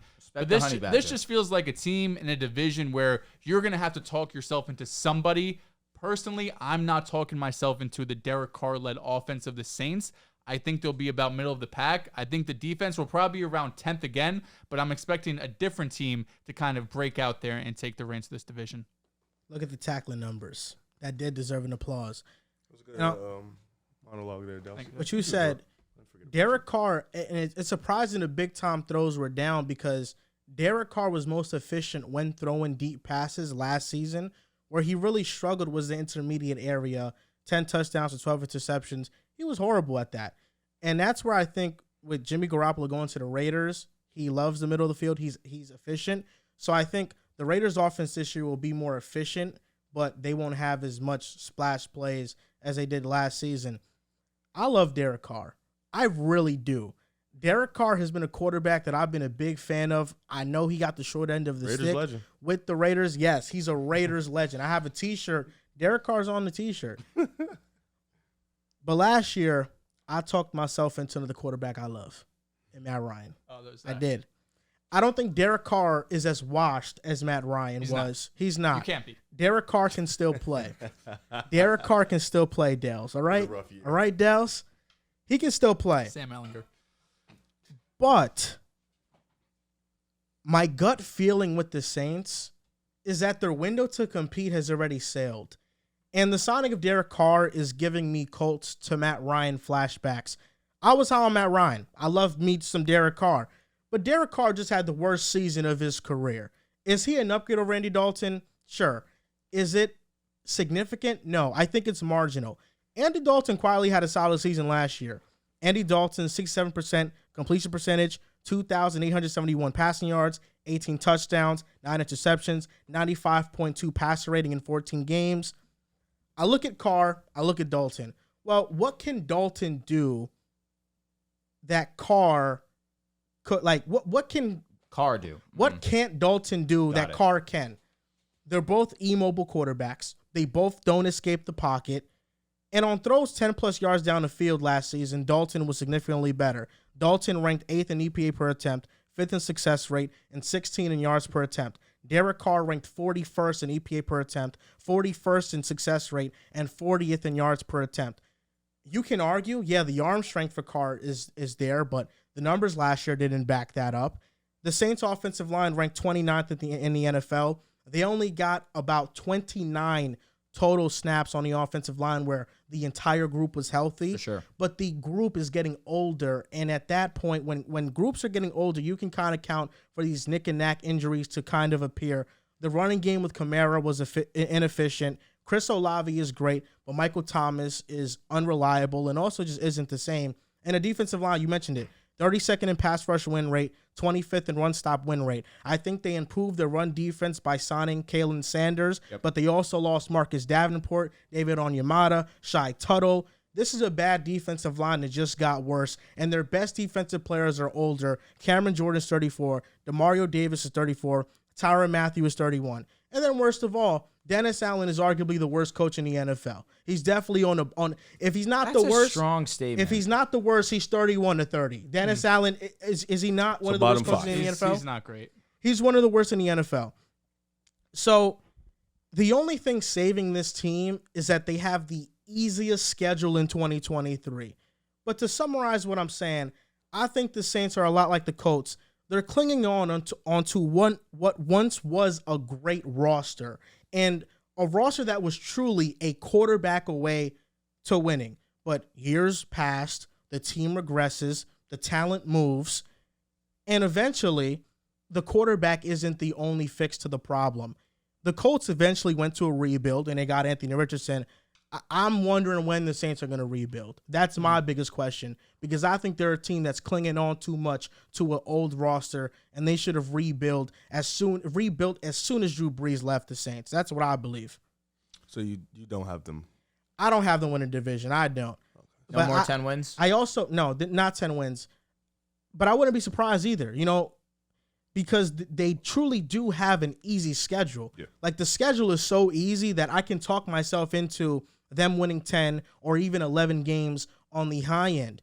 But I didn't even mention Derek Carr is one of the worst quarterbacks inside the 10-yard line last year. He can move down the field, but when he's in those go-to-go situations, he crumbles and he just doesn't deliver in those moments. And with the Saints, if you're going to be in close games and you're counting on Derek Carr to lead you to those victories, I just have a lot of concerns. And I love Derek Carr. The Saints have a passionate fan base. It's a football city. I hate that I had to do this, but listen, last year, I jumped off the Saints bandwagon as well.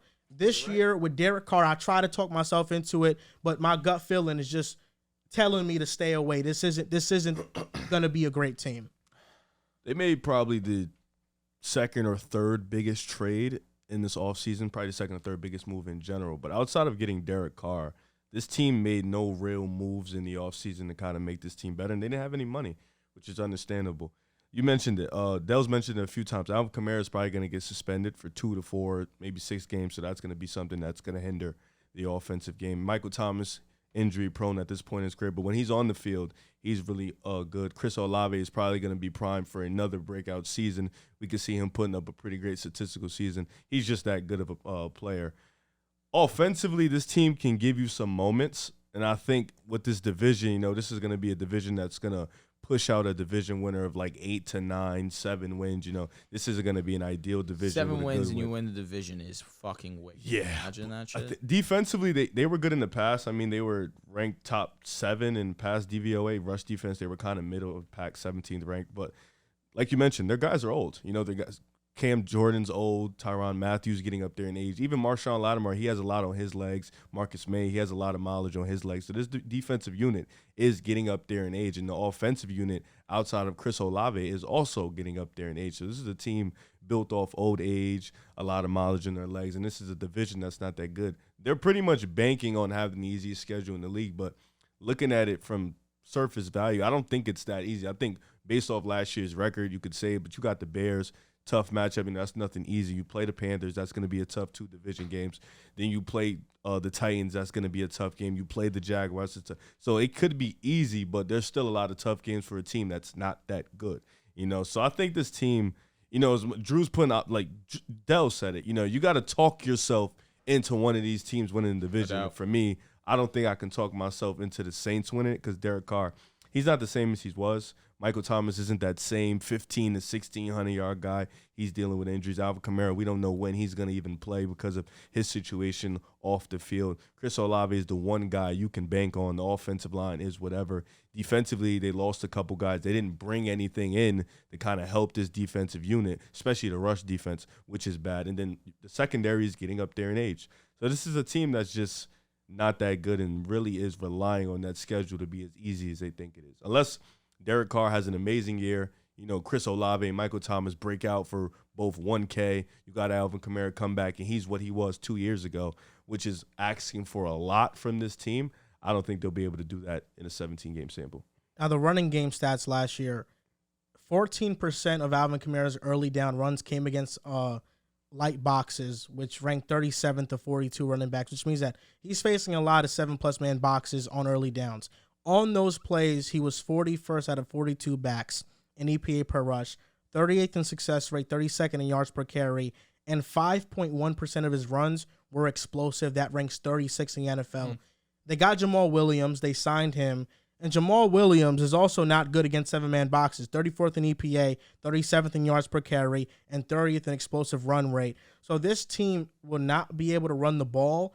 And last year, Pete Carmichael, the offensive coordinator, he used play action at the 3rd lowest rate in the NFL and lowest pre-snap motion rate as well. Derek Carr without play action on early downs last season, 37th in EPA per attempt, 32nd in success rate, and 36th in yards per attempt. In an offense that's not going to have much play action, Derek Carr is going to struggle because he's somebody that excels in that. What will help Carr, though, is that the Saints play heavier formations where in Las Vegas, it was a lot of 3 wide receiver sets, and that's not something Carr is great at. With the Saints, I think the heavier personnel will benefit him, but it's all about this offensive line staying healthy because they only played 24 total snaps together. But I just can't buy myself into thinking the running game's going to be efficient, Michael Thomas is going to be back and going to be healthy for the year. It's not even a question about being like himself. I just don't think he'll be healthy for the year. And then the defense, you're getting no push in a pass rush. Your run defense is non-existent. And your secondary is legitimately one injury away in Marshawn Lattimore to being a bottom unit in football. Because I think Paulson Adebo struggled last year. He did struggle. And Bradley Roby wasn't all that much better. So, now you're really counting on a lot to happen. It's really crazy that even still, with all that being said, they ended up being one of the top units defensively in the league. They were. So Dennis Allen do that. That's what I'm saying. If he's a good defensive we coach. can talk trash about Dennis Allen, the head coach, but what he's responsible really for, they did their thing. They performed on that side of the football. It's just a matter of, can Derek Carr come in and get you those 1-2 more wins that are necessary to win a division? I think that it is possible, especially you're right about the offensive line staying healthy. That's essential. If your offensive line is not going to be there and you're going to have Derek Carr running for his life, it's not an ideal situation, one that he won't thrive in. But Michael Thomas needs to be on the field. That's a primary thing for me and why I believe in this Saints offense, because with Olave, with Michael Thomas, Shaheed as the 3rd receiver in this core, it is a very strong unit and an underappreciated, underrated unit as well. I think one that Carr can have success with. But it is a matter of health with this team. But as we stand right now, this team is healthy, and that is exactly why my projections are that this team will win. And we're all talking shit about the Saints, and at least me, it's a 1-game difference. So no, mine too. No, it's a 1-game difference. I know. I'm sitting up here saying I can't talk myself into it, but of course there's a world where the Saints do it, right? You have the other team that really feels like contenders, the Falcons, and you're relying on Desmond Ridder, right? So it's kind of the situation. Do you rely or do you trust Derek Carr, the quarterback, more, or do you trust Arthur Smith and the system more in Atlanta? Because defensively, we know the Saints have the edge. Although the Falcons made a couple moves to hopefully improve their defense, it does feel like you kind of have to say, is Carr going to be able to, overcome Dennis Allen to an extent, rather than, the Falcons, can Desmond Ridder live up to what we think this offense can be? We have to talk ourselves into picking one of these teams to win a division. And I've sold myself like a real estate agent. Okay. I've done it. Okay. I'm going with the Atlanta Falcons to win the NFC South. You know that last season, in 15 of their 17 games, they either won or lost by one score. That was the third best behind the Chiefs and the Bills. No other team in the NFL was in more games than the Falcons, other than the Chiefs and the Bills. Two teams that, we view as contenders.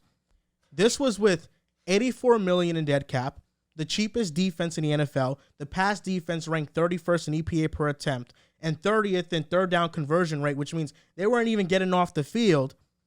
The third cheapest offense and the NFL's worst quarterback accuracy. Marcus Mariota was 45th in accuracy. Only quarterback worse was Desmond Ridder at 46. 4-game sample size. Had to mention that. How is a team with bad quarterback play, subpar receiving group because Kyle Pitts did go out after 10 games, and a bad defense able to stay in games? It's Arthur Smith. It's the magician that he is. They were able to exceed expectations because of the running game, discipline, and in-game adjustments. The Falcons were the least penalized team in 2022. Falcons running backs who ran behind the 5th-ranked offensive line according to PFF were number 1 in rushing yards, number 1 in yards per carry, number 1 in rushing first downs, and number 2 in EPA per rush. They gained the league best 5 or more yards on 42% of carries. They just added Bijan Robinson to improve that strength that they have. And then the adjustments. In the first half, the Falcons were 20th in points per drive and 18th in yards per drive. In the second half, they were 8th in points per drive and 6th in yards per drive. Defenses know Atlanta wants to run the ball. The Falcons had a 35% pass rate on first down, which was the lowest in the NFL. And that's why Atlanta faced 7+ man boxes on 77% of first downs. Arthur Smith adjusted by calling play action on 55% on first downs, which was the number 1 rate in the NFL. On these plays, number 1 in EPA per attempt, number 1 in target depth, number 6 in success rate. The Falcons have doubled down on what works. They drafted Bijan Robinson. They have a top offensive line in the league. And the weakest point on this team was the defense. They couldn't get off the field. They couldn't stop the pass or the run. You get Jesse Bates. If they can get A.J. Terrell back to that 2021 level, I think the secondary is going to be very good. You add Okudah as well. And Okudah, who is a solid starter, he's not 5th overall pick like what he got drafted to be, but he's still a solid player. I agree. And then on the defensive line, Grady Jarrett has always been a standout. He's just never had help. Now you add Calais Campbell, David Onyemata. Let's see what Bud Dupree still has left. And also, Caden Ellis is a sneaky sign that I also like. You improve the defense, you improve your strength in the running game, and in 2023, they have the second easiest strength of schedule, the easiest schedule of offenses, so that defensive performances by them will be a little bit more inflated, and they spent the 5th most in free agency. Usually when you spend money in free agency, you get early returns on what you spend. It's usually a 1 to 2 to 3 game improvement. The Falcons have won 7 games in back-to-back seasons when they had no business of winning 7 games. Desmond Ridder, I understand the accuracy concerns are true concerns, but I think he's going to improve. I saw Ryan Tannehill play at a top 10 quarterback level under Arthur Smith. Kyle Pitts is healthy. Drake London is healthy. The offensive line is elite. You have an elite back in Bijan Robinson and even some backups like Tyler Algier who can also get in there and do damage. The defense will be improved. I think the Atlanta Falcons are winning the NFC South, and I feel comfortable about it. I trust Arthur Smith. I really think this is the Falcons' year. I'm right with you, huh? Nah, he makes a lot of strong points. And again, I can't have this conversation without admitting the fact that these two teams, the Saints and the Falcons, are separated by a game. So I'm not going to sit here and slander the Atlanta Falcons. It really just comes down to the schedule of theirs. I think that it's just the one game against it's the division game. I have the Saints beating Tampa Bay twice. I have Tampa Bay beating the Falcons once at least. That's the difference in me between the two schedules. But you mentioned it. They made some additions to the defense, which desperately needed. One of the worst pass defense, one of the worst rush defenses as a whole.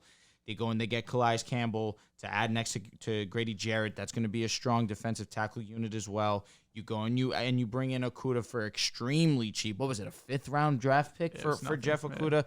Terrell becomes the big question, and it's not a matter of talent. It's just a matter of getting him to what he once was. You bring in Jesse Bates. You kind of had to, let me not say overpay, but you had to spend a little bit of money, especially because you understood that you struggled last year, and Jesse Bates is going to help clean up the secondary without a doubt. Offensively, this is where I understand the hype. The offensive line is extremely good. Lindstrom's one of the best guards in the National Football League. Re-signing McGarry, he kind of broke out last season at the right tackle position. Kind of the Falcons' equivalent to what I can say Garrett Bowles, where he really broke out in that 4th year of his contract. He ended up getting himself an extension. Matthews has been a model of consistency at the left tackle position as well. And I just cannot buy myself on a team led by Desmond Ridder. I'm sorry. And I love the talent. What if his sister's Daniel Jones? It's Arthur Smith. I love Drake London. I love Bijan. You know how I feel about Bijan and what the production I believe will be shown this year. No, it's getting to that point where it is getting very uncomfortable how much I've been talking about him. No doubt. He's amazing. Constantly in your mouth. He took it there. Wow. Constantly in your mouth. I'm trying to be serious here. Joe's getting This guy's sick. nuts. It's him. And then, of course, last but not least, that trio of Arthur Smith, Bijan, and Drake London. It is beautiful. I would love for it to be a quartet, but Desmond Ridder doesn't fit that mold for me. Desmond Ridder really is going to be what holds me back from really solidifying. Also, a trio without a quarterback. Exactly. It can't be. That's a problem. It can't be. There's really no true strong. In there. All right, there Still you a go. problem. That's where we get back. It is a quartet, I guess. What's the 5? I can't say quintuplet. Quintet. I don't know. Just the guy, you know. No, thank you, bro. Because of course, Kyle Pitts gets thrown into that conversation. The skill position talent on the Atlanta Falcons is amazing. It is young. It is something that is such a strong foundation. One of the best young foundations in the National Football League. It is being held back because they don't have a true quarterback. And it's been due to, this year they missed out on the top quarterbacks with Anthony Richardson getting selected at 4. They didn't want to take that shot on Will Levis. They ended up going high talent upside with Bijan Robinson. Understand that in hindsight, given all the statistics that Joel has shown you, it's been proven Atlanta Falcons one of the best rush offenses in the league. But Desmond Ridder, he mentioned it, the most inaccurate quarterback, did not show me much in these 4 games. In the few clips shown on Twitter, on Instagram, I'm being a training camp hero right now, really trying to manipulate what I'm watching. But that's really what it comes down to. The great plays we've seen from the Atlanta Falcons have been due to missed throws from Desmond Ridder that the skill position players have just come up with great grabs. We saw today, the clip came out on Kyle Pitts. He's running his out route. He has to kind of throw his hands back towards the defender, doesn't make the catch. And the caption is, Kyle Pitts drops the ball, can't reel this one in. Well, maybe if you threw it on his body, you actually led him to the sideline, he makes the grab because Kyle Pitts has one of the most for sure hands at the tight end position as well.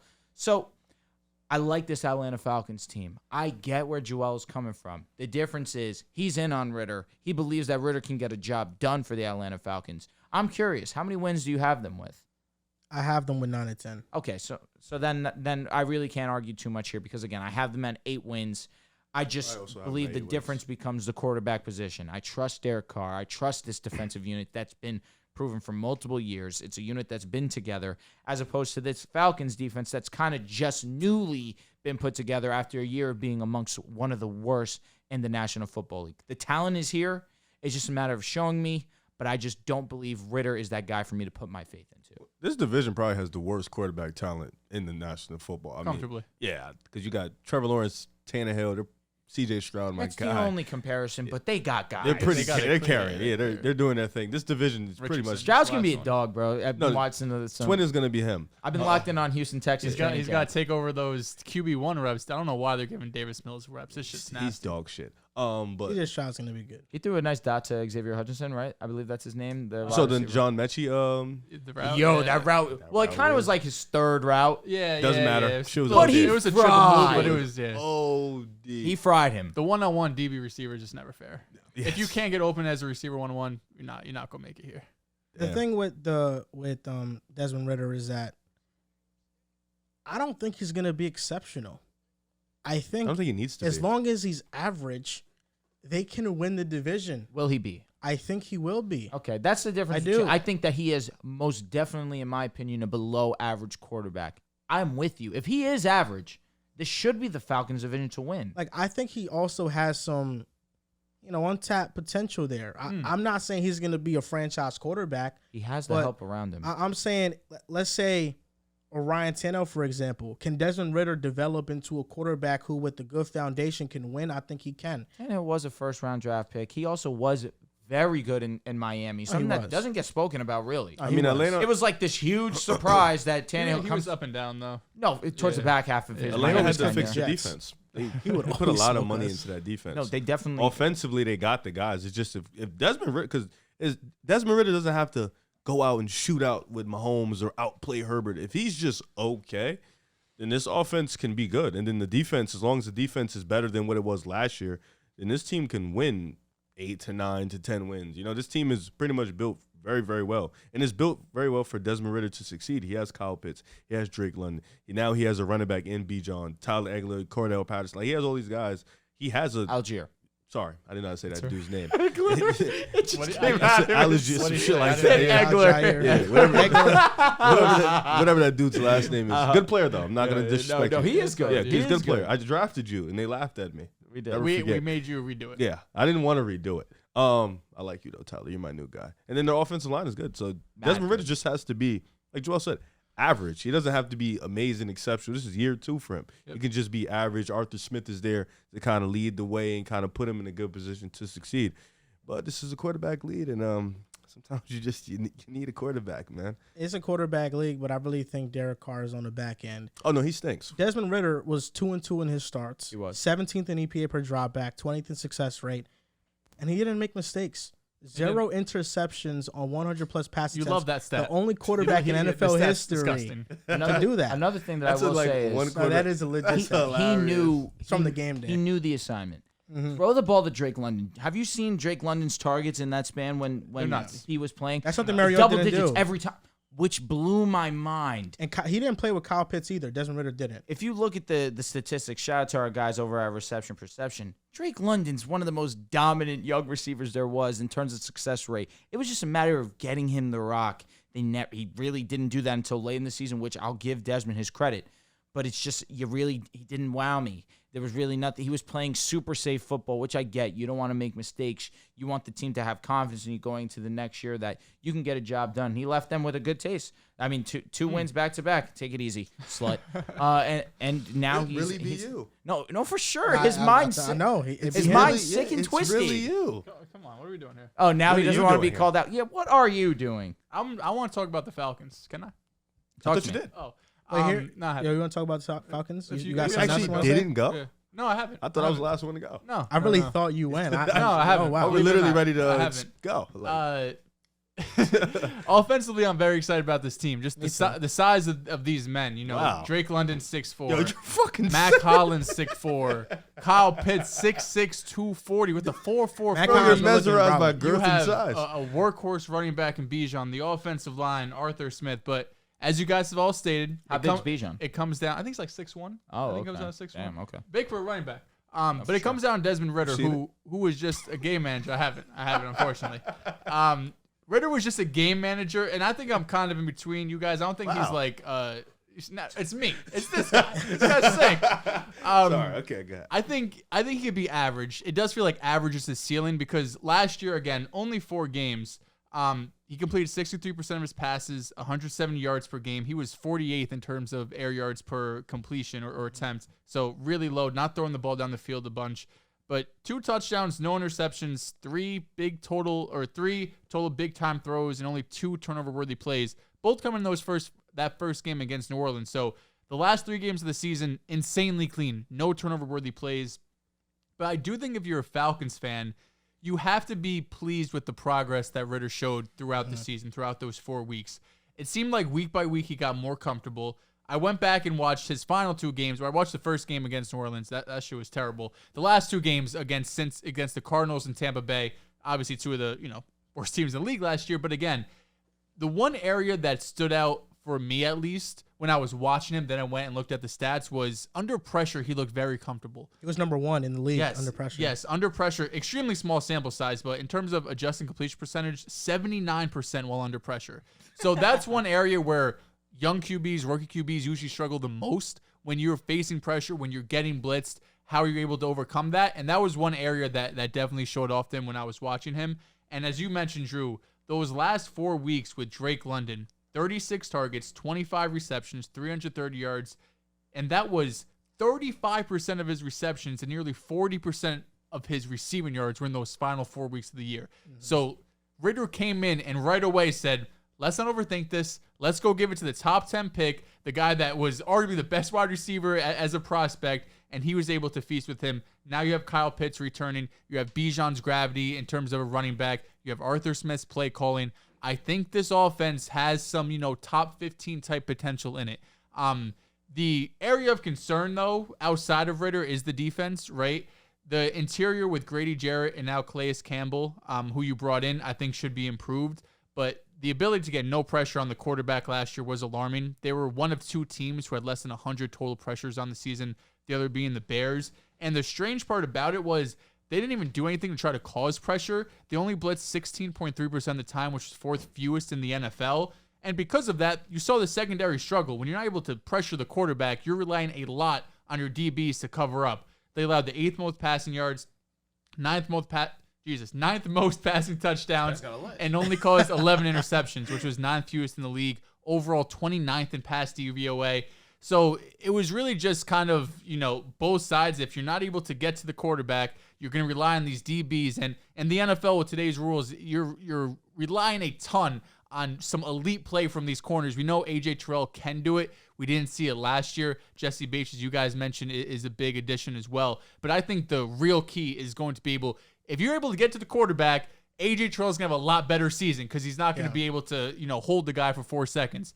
So I think offensively, this team has a lot of potential. It's just the defense I'm more worried about in terms of stopping guys. But again, they're in the NFC. Like Riv mentioned, you're not going to have to go up against Mahomes and Josh Allen and all these guys. The best quarterback you can play in your division is Derek Carr. So the defense doesn't have to be elite. Again, it has to be middle of the pack, and it'll be enough to get them to that about 9 win mark that I have them. And what you mentioned about not trying to manufacture pressure by blitzing, I think a large part of that is the Falcons know that offensively, their bread and butter is running the ball, milking the clock down.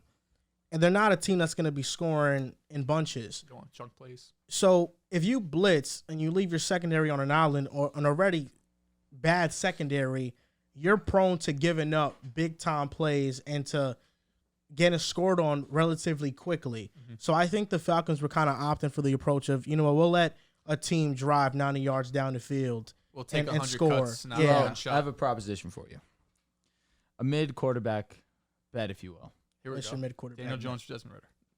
You got Desmond Ridder. I'll take my boy Sam Howell. Oh. Sam Howell versus Desmond Ridder. What are we Yes. doing? Yards? Middle. Touchdowns? No. What we're doing. Okay, I'm willing to hear you out. Because Mojo measures the career stock price of these quarterbacks. I like this. Which quarterback will rise more on Mojo this season? Sam Desmond Howell. Ridder versus Sam Howell. How much? Let's do it. Let's do a count 50. $50. All right, say Desmond less. Ridder versus Sam Howell. I will say, Sam Howell does have the potential to put up more passing numbers. Terry McLaurin, Jahan Dotson, Curtis Samuel. Offensive philosophy, Yeah, too. Eric Bieniemy. Antonio Gibson sees a I'm lot of pass work already also. at a disadvantage. Don't forget my boy Brian Robinson. Well, okay, let's also not. This guy's naming players on Washington: Drake London, Kyle Pitts. You stop there. Bijan Robinson. At receiver, you stop there. Bijan Robinson's going to be used as a Terry receiver Dotson, too. Curtis Samuel, like He you said stop Curtis there. Samuel. Curtis Samuel's underrated. He All this would, respect. He would definitely be the wide receiver 3 if you include Pitts on the Falcons too. He would. Okay, listen, Desmond Ridder versus Sam Howell. Let's see who increases more in price. Right now, Desmond that. Ritter is at $8. If one of you guys can Sam say, Howell's lower. at Is that- $9.99. Oh, Okay. is he really? okay, so he's higher Shout price out to than my Desmond dog Ritter. Sam, man. So Ritter versus Sam Howell. Let's do it. I'm with it. Does this stay if Sam Howell doesn't win the quarterback job? He will. I was asking. I think he win too. Who's he fighting with? Jacoby? Jacoby. Jacoby. Sure. Sam's looked pretty damn good in training camp so far too. Let him know training clips I manipulate love your him. mind. I love letting it happen. Jacoby had a good regular season. Oh no, did. he really He did. Two, If they two wanna clips- win- Actually cleared Deshaun. 2 clips from Ritter. It's Hey, over.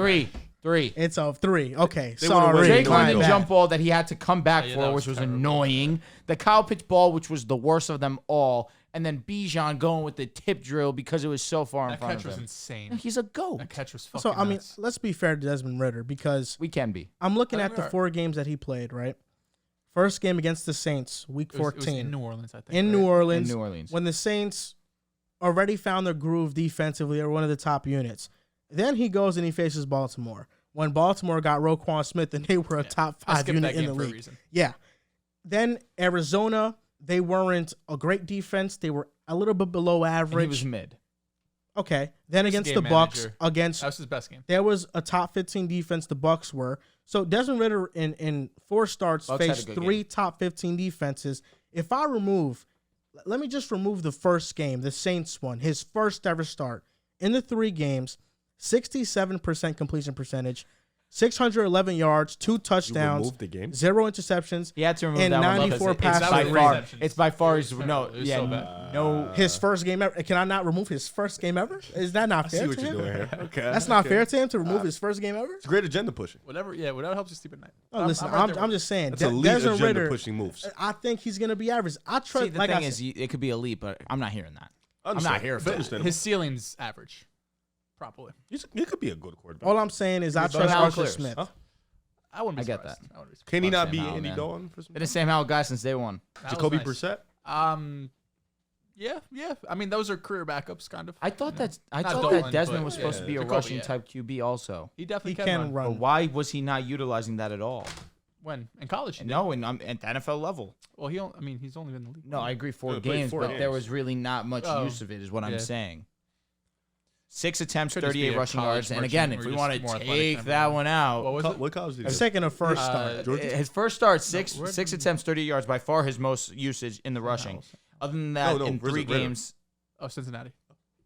did not have over Howell double went to digits. UNC. Yes. Care about my statement at all. Yeah, Sorry, they're bud. having a side conversation. I think Sam Howell will win the quarterback job. I I do. think so too. My dog, man. I do. I'm going to go Jacoby Brissett. Of course. Going with the brother. I respect it. No, yeah, you're spitting. Brothers got to stick together. You Gotta go with them. gotta fight that hate, man. Come on, Jacoby. Yeah, come on. It's injustice. Brissett had just had the best season of his career. He's not even He might have. starting. He might have. Washington would be damned if they don't start. Now, a black listen, I don't know quarterback. who it is between any of you, but one of you guys pull out the Falcons schedule. We're doing a little Well, record what? prediction. All right, got now. it. I got you No, right we now. are. All right. And Let me listen, know when you're ready. worst comes to worst, Taylor Heineke, he's serviceable. Yeah, you're not wrong. He's fucking Not wrong. dog shit. He's so Stop mid. saying- So mid. He was All terrible. right, I last got season. it up. I got it. Oh, you could do that. Fine. So if you guys remember me, earlier in the offseason, I had the Saints winning a lot of games, but I've changed my tune on the Saints.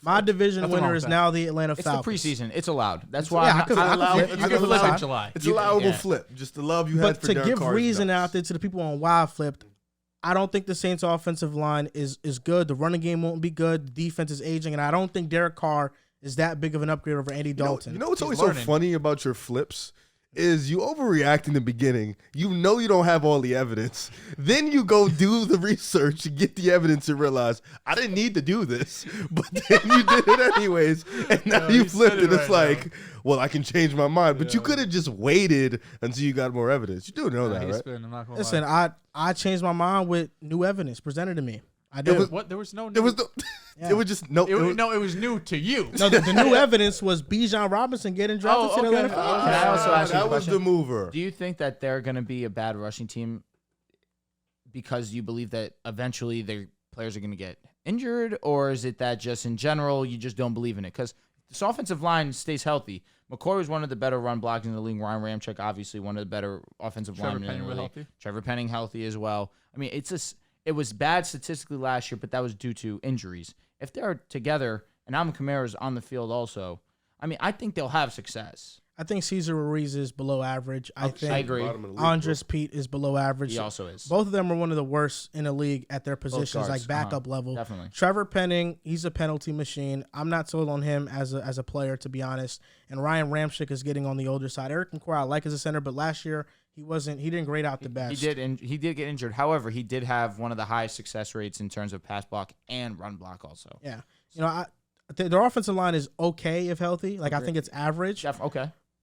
Alvin Kamara, I just do think is on the decline. And that's another big factor. I do think that. The logic is there. I believe I was one of those with Kamara. But let me see it to believe it. But I'll say this, you know, the biggest reason why I'm backing out on the Saints is just going back and watching the Falcons and what Arthur Smith did with the Falcons. He's a special dude. It's just unbelievable. He's a special dude. I don't trust the Saints coaching. Dennis Allen as a head coach, I don't trust it. Too conservative for my liking. The defense is there, but like we said, it's aging, and the defensive front didn't get any push and pass rush, and they didn't stop any runs, and they got worse.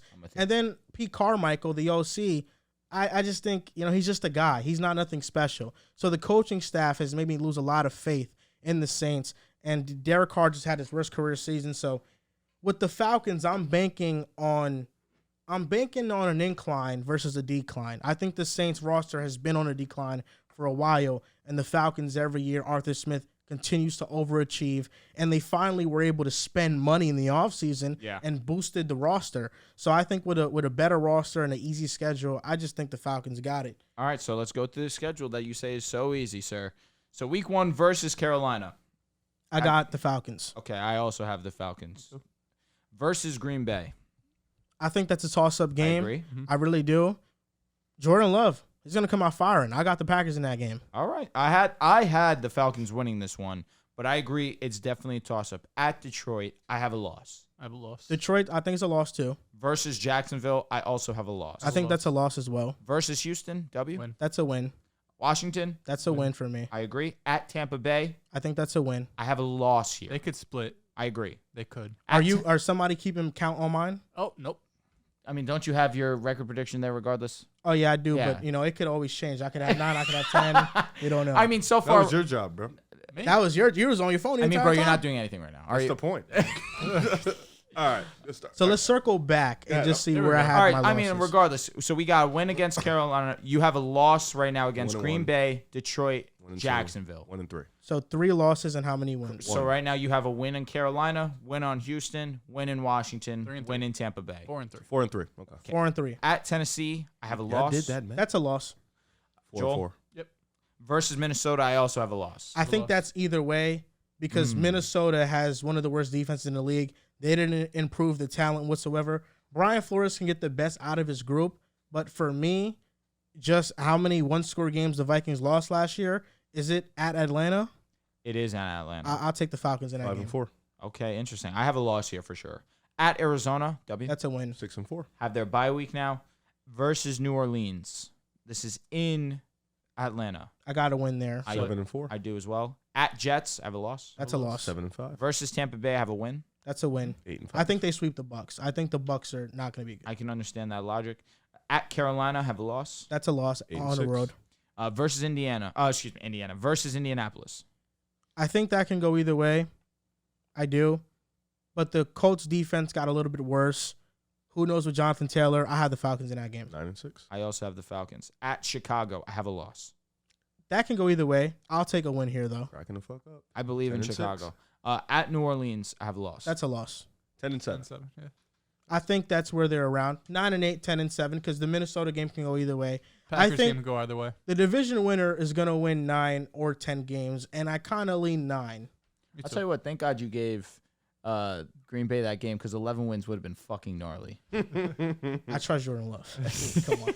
You saw wanna the throw he had to Christian Watson? I did see it. If you want to talk about Jordan Love, Sam Howell, Desmond Ridder. I mean, let's bring it on. Let's not do that. I mean, Go we on know Daniel Jordan Jones. Love's gonna ball out. Jordan Love was a first-round pick.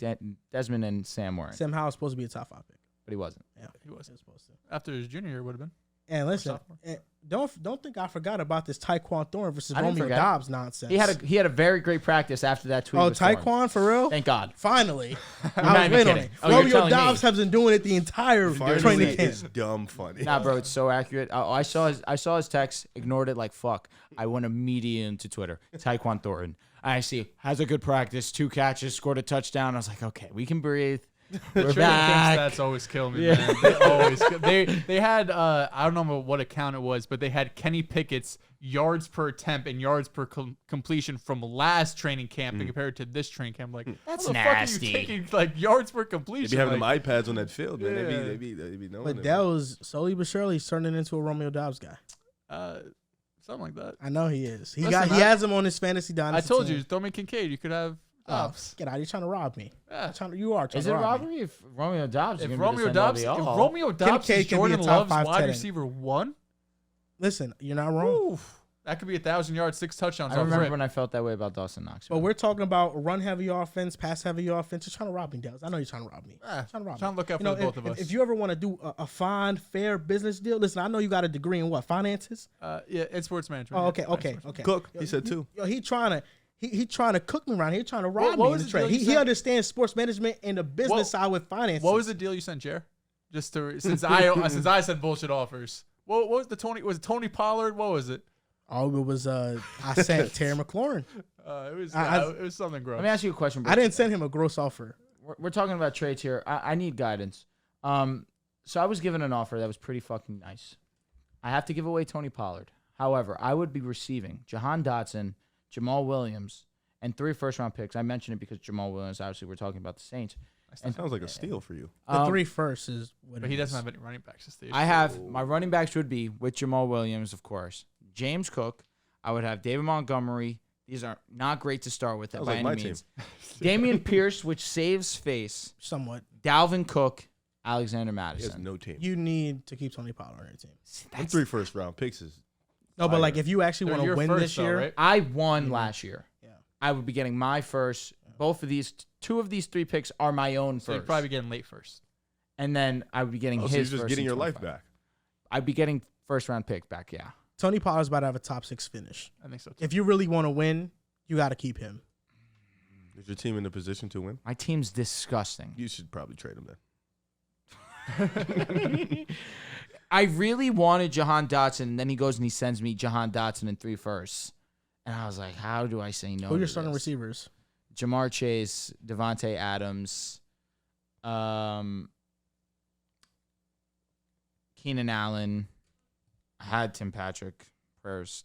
Darnell Mooney, Tyquan Thornton, Rashee Rice. Yeah, it gets really mid Cedric around Tillman. that area. Taekwon But it Thornton. is Jamar Chase, Devontae Adams, and Keenan Allen. It doesn't seem like you need a receiver. You probably need to replace Keenan Allen And Devontae. and God Devontae forbid. soon. Yeah. It's not horrible, but if you want to win this year, I think Tony Pollard, you got to keep him. That's a top 6 fantasy finish. And Dalvin not Guaranteed. being on a team's fucking me He'll up. sign though. Yeah. At some We'll point. sign. We Might need him sign to with go to Miami. I think Apparently, it's been. I think Dalvin will sign, but I don't expect like crazy fantasy value from if he Dalvin. goes to Miami, I think he's lit. Miami, yeah, he's going to the If Jets. he goes though. to the, He's playing with the I Jets. don't know, bro. It might seem like he's playing with the Jets. Oh, don't do that. Playing with their heart. What is the guy doing? Yes. Yeah, you don't want him? Dalvin? I want Brees to just be Brees. I'm with him. Like, I don't want Dalvin to go to the Jets Because at you all. got Brees Hall. You drafted him like I with the think- first I round think pick. And then Brees- Jonathan Brees- Taylor goes and he says, "Trade me." I'm in fucking hell. Brees clears, if we're being honest. That was in He's a so much dynasty better. league, right? That we did. Yeah. Yeah. Yeah. Now you overdrafted Brees like fuck, bro. I'll be honest. Nah, I don't think so. With the I would have taken. You got him in the 3rd, right? I would have taken him like 3 picks later. Oh, I thought he took him with the second first round pick. Oh, Jonathan nah, he with the took- second. Hurts, JT, yeah. Okay, Fuck it makes some sense. You were in that draft. But fuck, I'm talking about Ursay. Sweet. Jettas 1-1. Everyone took quarterbacks. You got Hood. You guys fucked me. You guys fucked me. It's all right though. I got some good quarterbacks. CJ, Stroud. Stroud, And Dak. Dak, right? Should have took Kyler. No, I was Should've. going to, but he's not gonna play. Doesn't matter, He'll bro. play this year. Your team's not winning this year. Dak Who's is not great. winning? You. I'm getting to the playoffs for sure. That's my goal. It should be because that would be mine if I looked at that team. No, Lord, please help me get to the playoffs. my team is low key better than yours. Okay. All you have is running backs over me. Maybe. I also have quarterbacks. You might have the quarterback. I have Geno and Jalen. Riv has the entire Chicago Bears offense. I think he'll be fine. Except the best one. You have Geno. Who's a better fantasy, Geno or Dak? I feel like it's Dak, I would say. Last year, Geno was better. Though. Last year, Geno was QB5. Respect him. Geno was different last year. I think I he'll be think I the have Do that. you believe in the Geno QB5 again? And Debo's back this year. Debo. He's back this year. And I have Smitty. I have my receivers. Your receivers are his amazing. receivers clear. Yeah, his receivers are clear. What's his receivers? Jettas, Waddle. Pretty gnarly group, I'll tell you. It's pretty great. I'll pull it up, Riv. Do you have DJ Moore? I do. I think I have. Yeah. I do think I have DJ Moore. Your team name's Waddle, amazing. DJ Moore. Justin Jefferson, Jalen Waddle, Calvin Ridley, DJ Moore. Yeah, that's nuts. That's nuts for. DPJ, Darnell Mooney, Good Alec throw mid after Pierce, that. John Mechie, Marvin Mims. You got a couple sleepers. Mechie, Mims. Yeah, that's cute. Mechie sleeper. Running He's backs good. make you want to throw up in your mouth. I forgot. DeAndre Swift, Khalil Herbert. Khalil Herbert. I forgot to draft some Khalil. running backs. Him and He's getting some receiving work. Foreman were sharing the ones. I need to see Roshan get in there. I'll be honest. Damn. Dallas Goedert, good pick, bro. That's a good pick.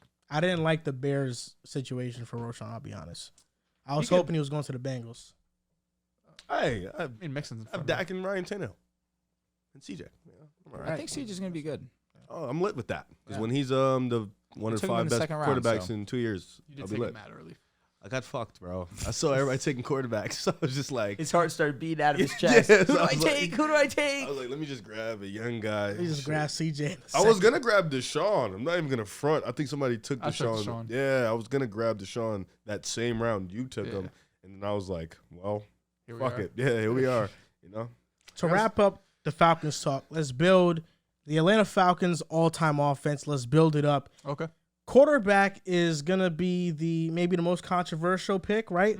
Matt Ryan, Michael Vick. Who's the all-time I quarterback feel we're like going with? statistically Matt clears. No, Matt Ryan clears him. I'll be honest. The That's answer quarterback. is Matt Ryan. But But if we we're need building- to acknowledge Matt. If But we're it- building a Madden sorry. team, Yo, I think gotta it is stop Michael taking Vick. Jet as one. Yeah, that's where we fuck up. Yeah, I think so, bro. If we're going based off stats, it's Matt Ryan. If we want to look cool on social media, Mike Vick. This guy knows ball. If you want to look cool to the community, Mike That's what Vick. I'm saying. Listen, Hey, Riv, no. earlier, What'd you you say about stuck up- Jacoby? Listen, earlier you stuck up for the brothers. So this is your pick. Who you going with? Mike Vick, Quarterback. for sure. Yes, I got sir. to for the community, for the culture. I'd be jumped if I didn't pick Mike Vick. But So- I think Matt Ryan's better. Yeah, I think Matt Ryan is better MVP. Michael Vick's Atlanta career was also cut short, which It was. sucks. I mean, his Philly career was cool though. It was. Mad cool. I mean, I feel like he's just culturally more impactful. So. He is. He is.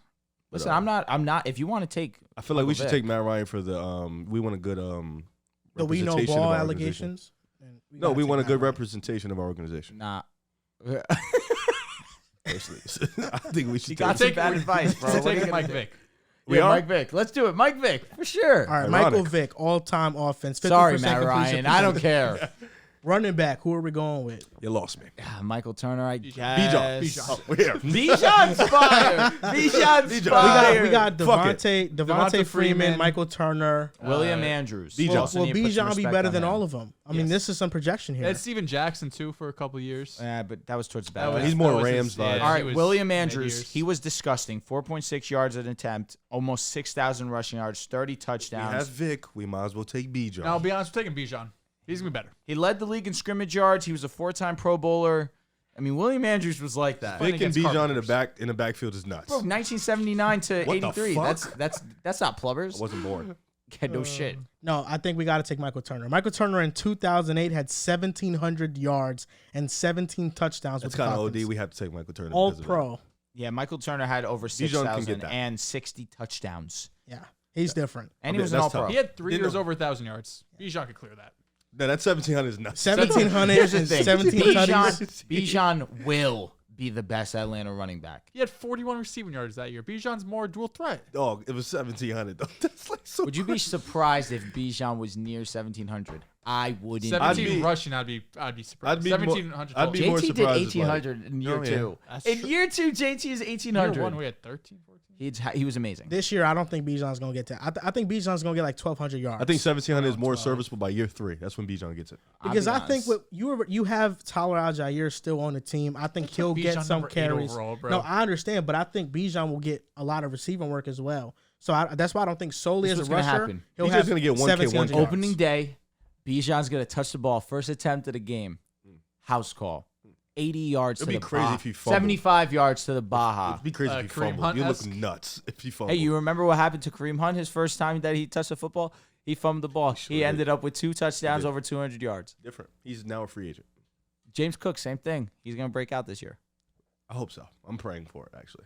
Kareem Hunt was probably the best running back in football that season. I got Dolphins Twitter in my fucking mention. Good. Bro. Don't fucking talk shit. Fucking lefty Kirk Cousins. I would have smacked you for that, actually. I feel like that's a compliment. Fuck you. wide receiver. I think this is easy. Julio Jones. Julio. Yeah. Are we taking And Roddy White? Roddy White, Julio. Those are 2. We got to take one more wide receiver. 3. Is it Calvin Ridley or is it Andre Rison? Andre Rison? Yeah, he had almost 6,000. Roddy White starts. He led the league in Julio, touchdowns yes. 1 year. Oh, yeah, no, for sure. This guy was an all-pro. It probably is Andre. You think so? I think so. Remember that Madden? I like Calvin Ridley a lot, intro man. where they talked about Roddy. Alfred Jenkins, another one to consider. Over 6,000 yards, 40 touchdowns. Drake London. Maybe one day. Yeah, that would be the next one. Alfred Jenkins is definitely the next one to consider. Nah, he's not. You even know him? He don't got the peak of these guys. Well, Alfred Jenkins had over 6,000 receiving, 40 touchdowns, led the league in yards in 81, led the league in touchdowns in 81 too. That's one of the best. He had seasons. 70 That was an catches, unbelievable 1,400 season. yards. I'm just going to be real 13 touchdowns. casual as fuck. These guys look mid, so I'm taking Calvin Ridley. Did we take Calvin Roddy Ridley had already? 1 year. We took Yeah. Roddy. Okay. Yeah. Either him or Drake London. I don't care. I'm just going to be honest with you. Drake London's The rest of these hilarious. guys look mid as fuck, bro. Let's go. Terrence with Ridley. Mathis also was mad good too. Terrence Mathis, excuse me. He had My 1K tongue. 4 times. Who? Terrence Mathis. 4 Had times? like 12 years. No, I mean, but regardless, he still had over 7,000 yards, 57 Not touchdowns. moved by 1,039 yards. Drew is going crazy on Pro Football Reference, looking at these 70s players. That's exactly what I'm doing. I mean, when you in terms of franchise, who did the most for their franchise? Mathis It's did have Julio. Yeah, that's 1,311 what I'm saying. TDs. Yeah, that's an insane season. That's a good year. All right. We'll put I'll him let up you there. guys decide that one. No, I'm I mean, saying listen, Calvin I Ridley don't care or that Drake much. London. Had some flash, you know? Fuck it, right? For a Have a little vibe. fun. For a vibe, Drake London. We already have Julio and Roddy White. We don't care who's number Yeah, 3, if bro. If we Like, have Julio and Roddy White, we need a speedster. We need a burner. I'll be honest, Ridley in the slot is kind of nuts.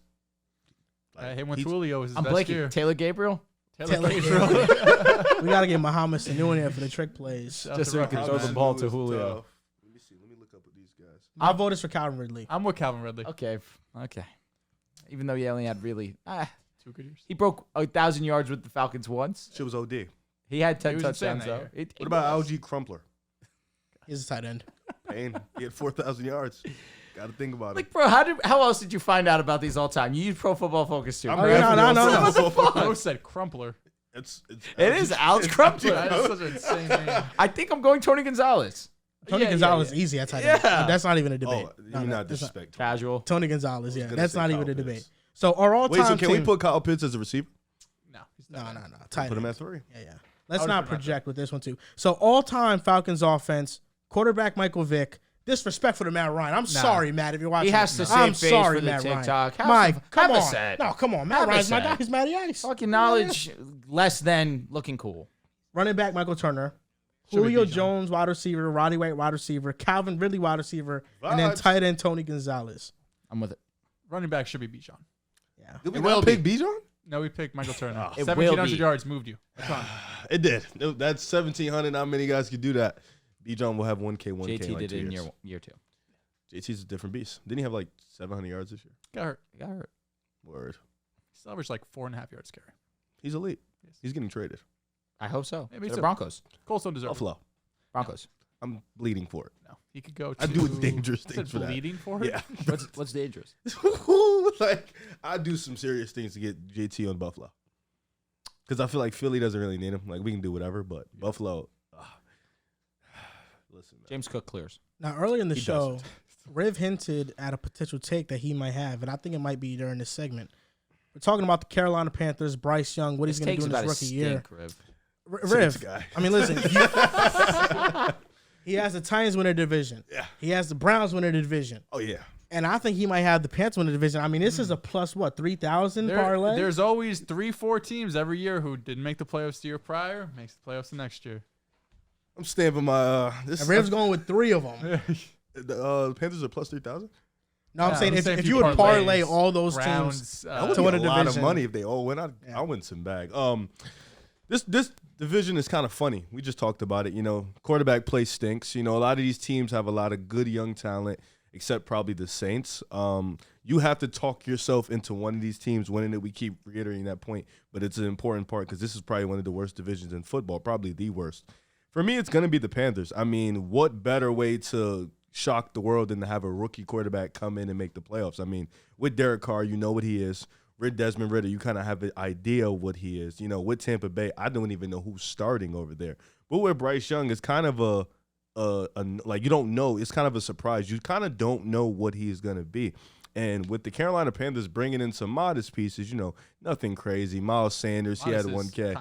Adam Thielen's still a cool. He's not a number one, but I'll give him 2, bottom tier, for sure. DJ Chark is mid, but Jonathan Mingo, training camp. Dehls told me Mingo. Jonathan Mingo's had a good training camp, and that's something my dog. good. I haven't said that. You did, because I asked you earlier. No, you said, does everyone have a good training camp? I said, basically, yeah. And when they do it, it's good, and I'm using I'll that. see if I can find any Jonathan Mingo hype. I already found it. Okay. Yeah. What does it say? He's off to a good start. Okay. That's all it said. So that's all that matters. I'll do some research, Rev. And then defensively, the Panthers actually stole the Broncos' defensive coordinator, and they already have some guys in Brian Burns, J.C. Horn, Derek Brown, Frankie Louvu. I cannot say that guy's name. And those are 4 guys that are legit, if not stars, emerging stars. J.C. Horn and Brian Burns are definitely stars in this league, young players. And this Panthers team has a lot to offer defensively. And I think if you can get this team defensively to kind of lock in and carry with bringing in that Broncos defensive coordinator, they have the talent there. As long as they stay healthy, this team can cause some wreck in that division. Then offensively, Bryce Young was a top 3 pick. So what you expect from him is you expect him to be good to great that first year. And if he can be good to great, he can probably be the best quarterback in that division in year 1. The division is not it doesn't have this great elite talent at the quarterback position. Derek Carr is aging or is probably aged. Desmond Ridder still trying to find his way. Tampa Bay still trying to figure it out with Baker Mayfield and others. So Bryce Young has a capability of being the best quarterback in this division. If he can do that with the pieces he have, Miles Sanders can be consistent as a runner, then the defense can be consistent every weekend. They can do that. They can definitely win this division. I'll tell you what, Riv, I've been reading some good things. Apparently, he's gotten off to a very hot start. They've been raving about him. Week 1. By week 8, he'll be number 1. The good news is that he went to Ole Miss. And Ole Miss, they produce wide receiver you. Those guys are not good. A.J. Brown.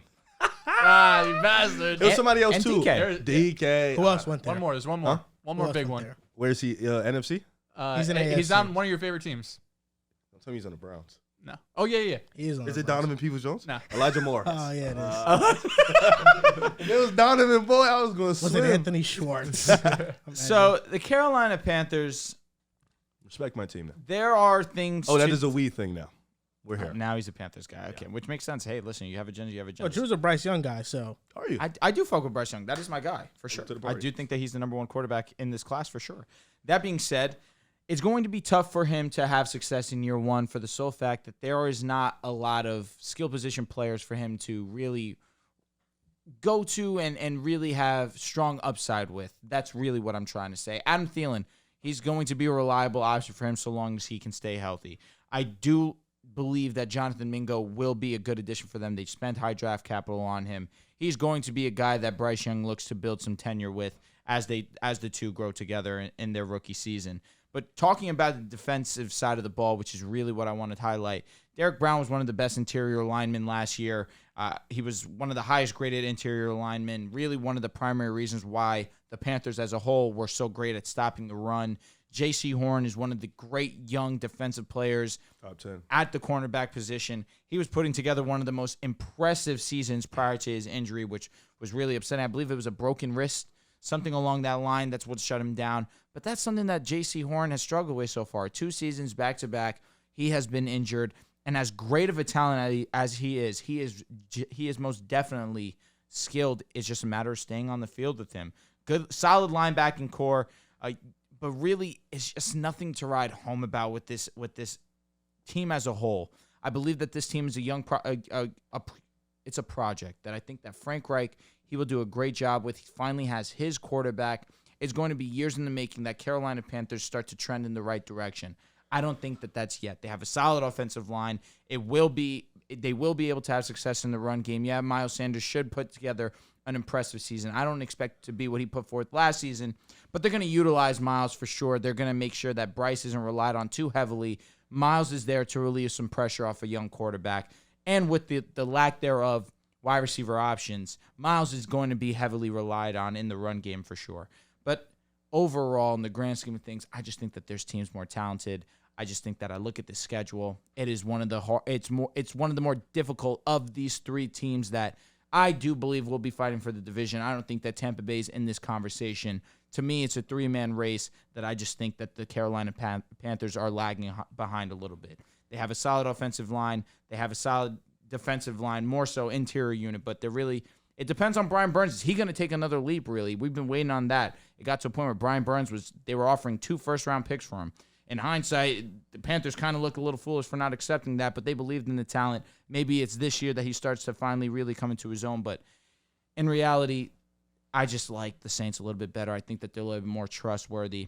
I like the upside of the Atlanta Falcons. Their offense is already here. It's concise. They now added a superstar piece to that offense. Bryce is going to be great, but I think that it's going to take a couple years for this team to really come together and really fight for the division. I agree with you, Riv. I think that Bryce Young can come out in year 1 and potentially be the best quarterback in this division. If that's the case, you're right. However, I bank on it more so year 2, year 3 down the line. That's valid. And I think a lot of what we saw from Bryce Young in Alabama traits-wise, like obviously the production he put up at Bama, he's not going to come to the NFL and put that up year 1. But a lot of the traits you saw at Bama are going to be able to transfer over to the NFL. He's accurate. He can win inside and outside the pocket, even though he's smaller. I mean, you see him out there with those offensive linemen. He stands out how small he is. But he can win inside the pocket. He's able to look over those tall interior offensive linemen. And we know once he gets outside the pocket, when it's scramble drills, when he has to make something happen, he's elite at that. He's mobile. And I think most importantly, he's a leader. He has kind of Jalen Hurts quality where the talent is there. It might take a couple years to get there, but I think his leadership and being able to bring everyone together is going to be the first thing that shows off, whether it's in training camp, preseason, OTAs, into the regular season. And, of course, there's going to be growing pains with Bryce Young. I'm not too concerned with his size. 6 foot, around 200 pounds. You don't always have the longest track record of success for those quarterbacks, but you also don't see a lot of quarterbacks being drafted number 1 overall with his type of talent. So I do think the talent is going to win out. In terms of offensive line, the Panthers were 11th in pass block win rate, 15th in run block win rate. And, Bryce Young was able to show when he was at Alabama, even though he didn't have, because these are solid offensive line numbers, right? And the weapons here aren't great, but I think his last year at Alabama, when he didn't have Jamison Williams, when he didn't have, I guess he had Jahmyr Gibbs, when he didn't have Brian Robinson, whoever else you want to say, right? He had all these top tier receivers. He was still able to show out last year when the talent was lacking, when he didn't have first-round pick after first-round pick on his team. He was still able to show that he's damn near the best quarterback in college football. And another area that I love that we talked about earlier in this offseason is the coaching staff. I love the Frank Reich addition. I think it's very important. A lot of times we get excited for the Shane Steichen and Anthony Richardson combination, first-time coach, first-time quarterback in the NFL. But I think it's more helpful for a quarterback when you have a guy, a head coach or offensive coordinator who's been there, who's been able to develop quarterbacks in the past, who has that experience under his belt. And Frank Reich has that. He has years of experience developing these quarterbacks.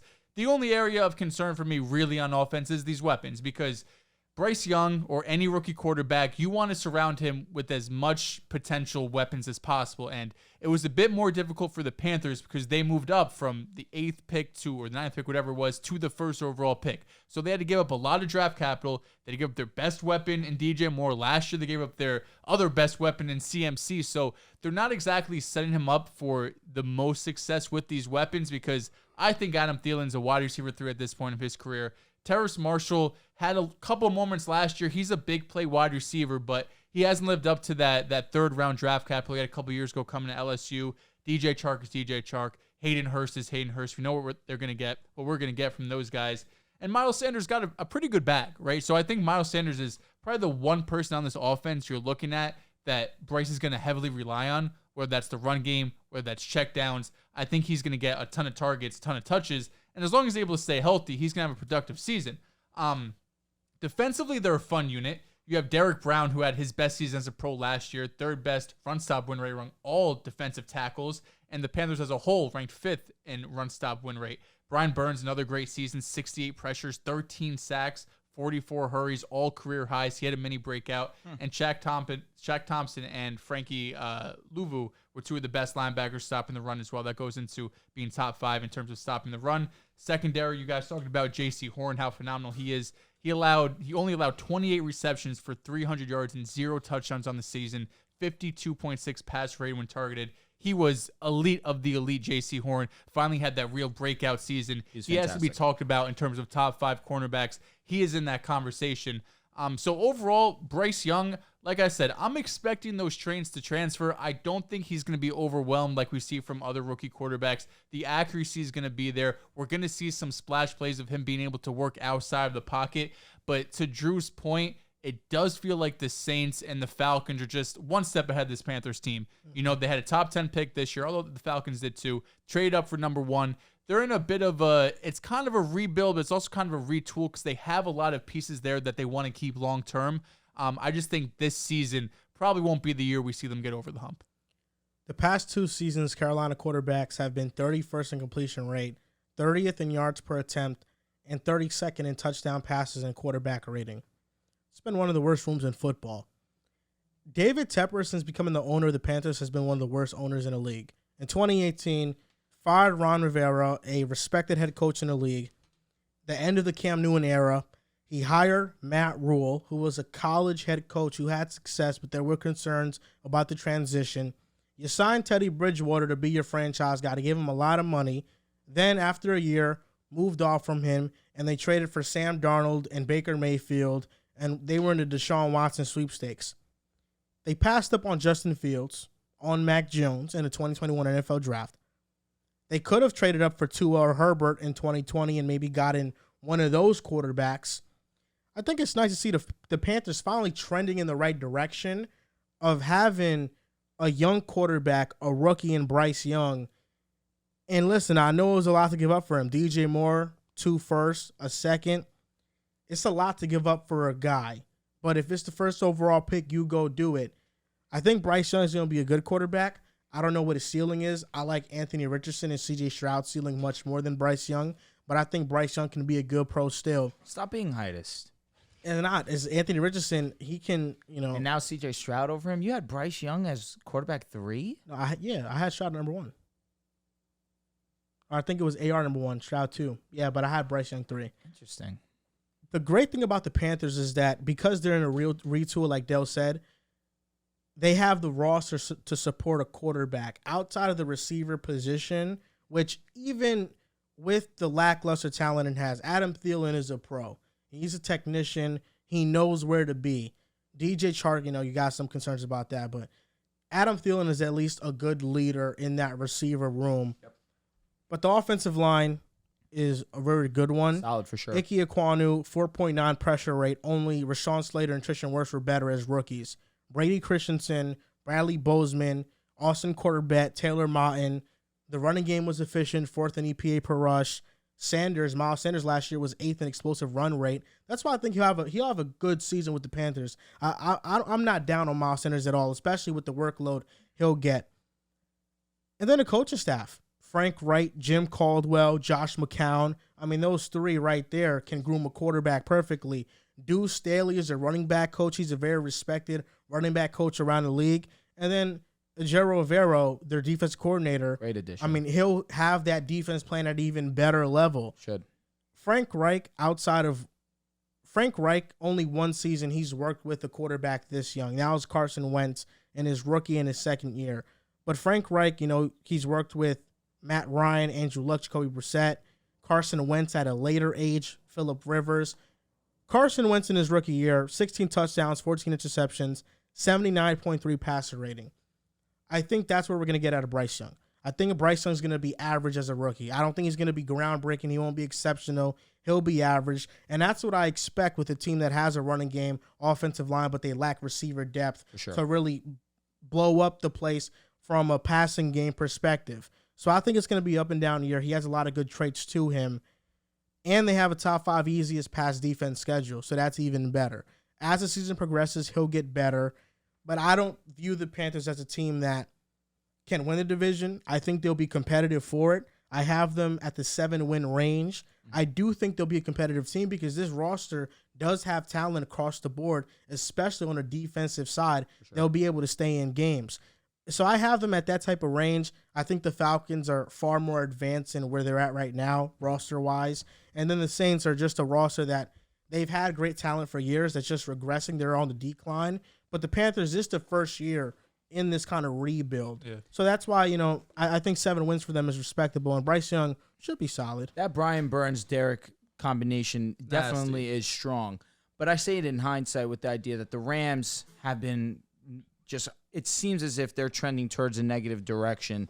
Those 2 first-round picks would have been extremely valuable to have, but you don't want to break that up. They're definitely young, but that idea definitely comes to my mind, and it's intriguing. As a young team and as a team that now has a rookie quarterback that you traded a lot to attain him, you want to surround him with the proper pieces to have success. And to all of our points, really, they lack that at the wide receiver position. And in this league, you need strong threats on the outside to make that happen, to have your quarterback in the best position possible. We've seen quarterbacks take huge jumps in their game when they get that elite level weapon. And maybe the Panthers will go and do that down the line. But as of right now, that's really the only reason that could hold me back from looking at this Panthers team and saying that they should be the favorites to win the division because the offense simply is not there. No, I don't. Sorry. Do you remember that year with Carson Wentz when he went 16-14, right?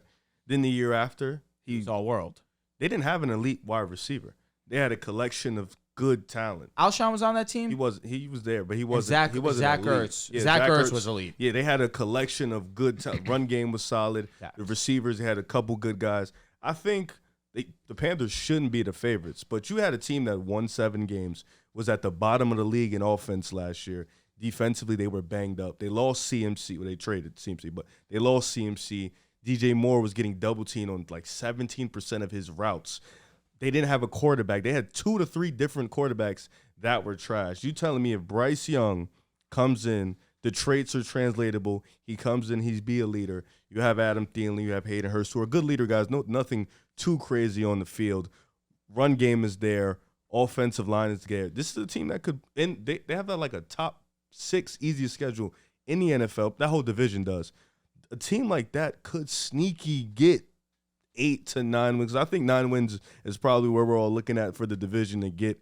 You'll get 9 wins, you get in division. Bryce Young can play solid up until week 8. He starts to figure it out. He starts playing out his mind week 9, 10, 11, 12, 13. This is a team that could fuck around and sneak into the playoff just off the fact that Bryce Young is that good. He figures it out late in the year. This team gets it rolling defensively. This young group gets it firing. Sometimes young groups that play well defensively can get that battery in their back. Offensively, the offensive line is clicking. This is a team that has a sneaky potential and I like the Saints, but defensively they're old. Offensively, they're old. Derek Carr is aging. With the Falcons, the only problem with them is really a quarterback issue. But with the Panthers, they may not have the weapons, but they have a quarterback, and you mentioned it. He didn't have the best talent at Alabama, but you saw him uplift them, and they still were a really good team. If he can do the same thing with the Panthers, and that's asking for a lot as a rookie, but you were drafted number 1 to do that. If he can do the same thing year 1, you can see this team making a big jump straight to the playoffs in this weak division. It's not impossible. I think year 2 is more likely to happen. I think the Panthers are a year away. Next offseason they get a good premier primetime weapon, whether it's via the draft or through a trade. And I think now I'm looking at the Panthers as a team that will win the division because now we'll have the information of, what is Desmond Ridder? Yep. The Saints will be a year older. So I think the Panthers are a year away. I don't see them making the playoffs this year. I think next year I could be bought into the idea. Issue becomes then, we're going to talk about this team. If Tampa Bay is the worst team in the league and they go and they get Caleb Williams, then it's a whole different situation. But 100%, I do agree with that sentiment that we could be talking about a year away where they still own their picks rounds 2 through 4 next season. They don't have their first because that was included in the Bryce Young trade with Chicago. But in rounds 2 through 4, you can go and make it a primary decision of yours to go and target a wide receiver if that's essentially what their plan is, which it should be. Yeah, I think the only thing I want to say is I feel like the only reason they traded or they turned down the Brian Burns trade was because it was 24 and 25 first. I feel like that's probably the only reason. They're like, might as well have. An immediate Well, the impact. 24-25, in hindsight now that, obviously, again, I'm living in hindsight. It's extremely.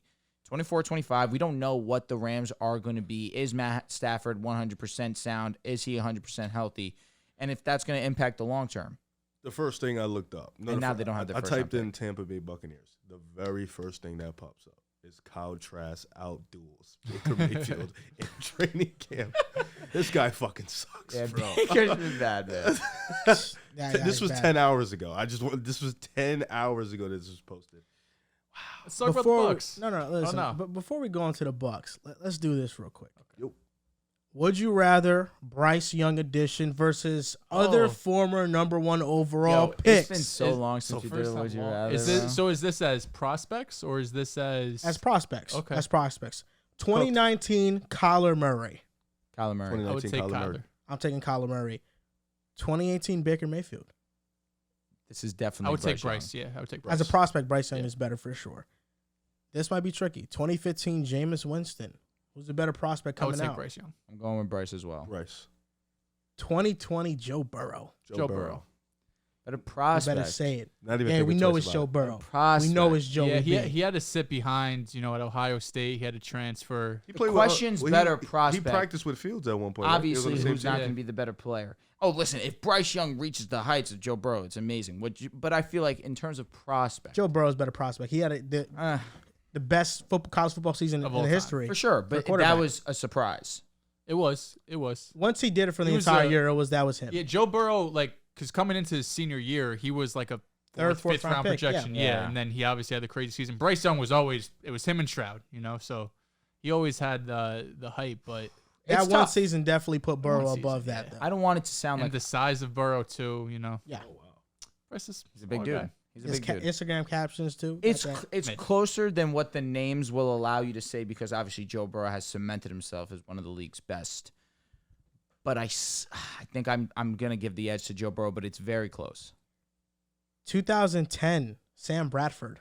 Sam Bradford. Lost Explain me. that, Drew. Sam Bradford or Bryce Young? Bro, Talk to me. Sam I don't know. Bradford back in the day, it was just a lock after he won the Heisman that this was the guy that was going to go number 1 overall. Think about how many chances that he was given post the injury from the Rams because they believed in the upside, they believed in potential. The answer to me is Sam Bradford. He had all the tools. Talk to me, Dehls. That's tough. I was just looking to see where he was ranked coming out of high school. He was only 17th in terms of high school quarterbacks. Like just quarterbacks ranked, or Yeah. Here's the thing. If you guys want to talk to me about Joe Burrow being the better prospect, then you have to stay consistent with the idea of Sam Bradford being the better prospect. Because for the fact is that Oklahoma was a strong team in college football because Sam Bradford was so amazing. He was a Heisman winner as well. It was just a foregone conclusion that Sam Bradford was the number 1. I think I'm consensus. getting the NFL Sam Bradford stuck in my head. Agreed. Agreed. When he was healthy and with a good supporting cast, he was pretty good. He was It's just solid. that last year at Oklahoma he was hurt, And he so was good didn't- with the Vikings, am I wrong? He was. He Yeah, was. he was. I think I slightly lean Bryce. Let me ask you a question. Did you lean Burrow? Yeah, A better prospect? I did. The injury to Bradford his last year. Bryce at Alabama, 5-star recruit. Still was number 1. He was knee issues? injured. I know he He was injured, and they said, bro is so He talented. had knee problems. He's still going Yeah. 1. 2016 Jared Goff. Bryce Young. Bryce Young. That was an underwhelming class.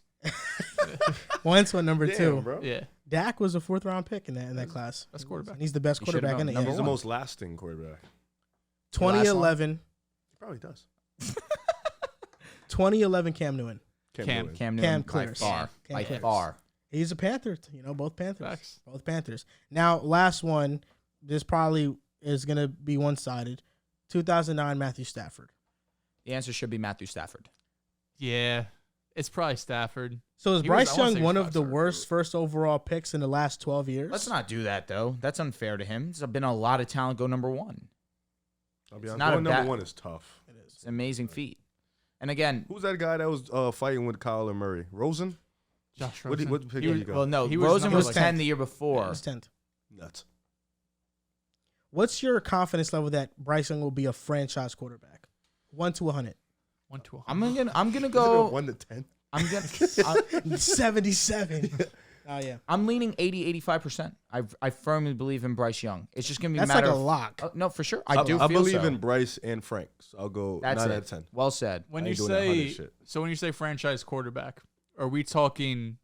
Top He eight. will Are we still be talking great. Joe Burrow or Kirk Cousins? No, he will still be great after a second contract. Like if the Panthers pay him, they won't regret it later. He'll be in this because there are franchise quarterbacks that aren't the elite of the elites. Yes. Because Goff got paid. And That's what I'm saying. Rams It's regretted it. correct. Wentz got paid. So let's say Carr's he's got in paid that again. range from just top 14 on, or Yeah, we'll go as okay, source top right. 80%. Yes, Yeah. I'm gonna go Stop like being heightest. I'm gonna go like 65%. you're being heightest. Top 14 is not a crazy. It's because bar to he's leap, small. You know? Is that really It's your not only that. issue? No, it's really What not does he that. do wrong? We just named Would You Rather number one overall picks, and you That took has- everybody over but that Bryce has- Young. because again, there are amazing talents. You're number one overall. And that's pick, also though. his prospects. You Nah, know, I like know. Sam Bradford didn't Yeah. turn out well. You know, like Sam Bradford was one of the higher prospects than Joe Burrow. So Bryce Young. So you took Bryce Young over Goff. Is Bryce Young gonna be Jared Goff, should be better a than player him. that for multiple seasons was viewed as a great He quarterback? should be better than him. come on, man. He just had a great on, year with the bro. Lions. He did just have a I great know, year but with you the know, Lions. who Jared. We all know who Jared Goff is. We might in a couple years be like, we know who Bryce Young is too. That's What yeah. are we doing here?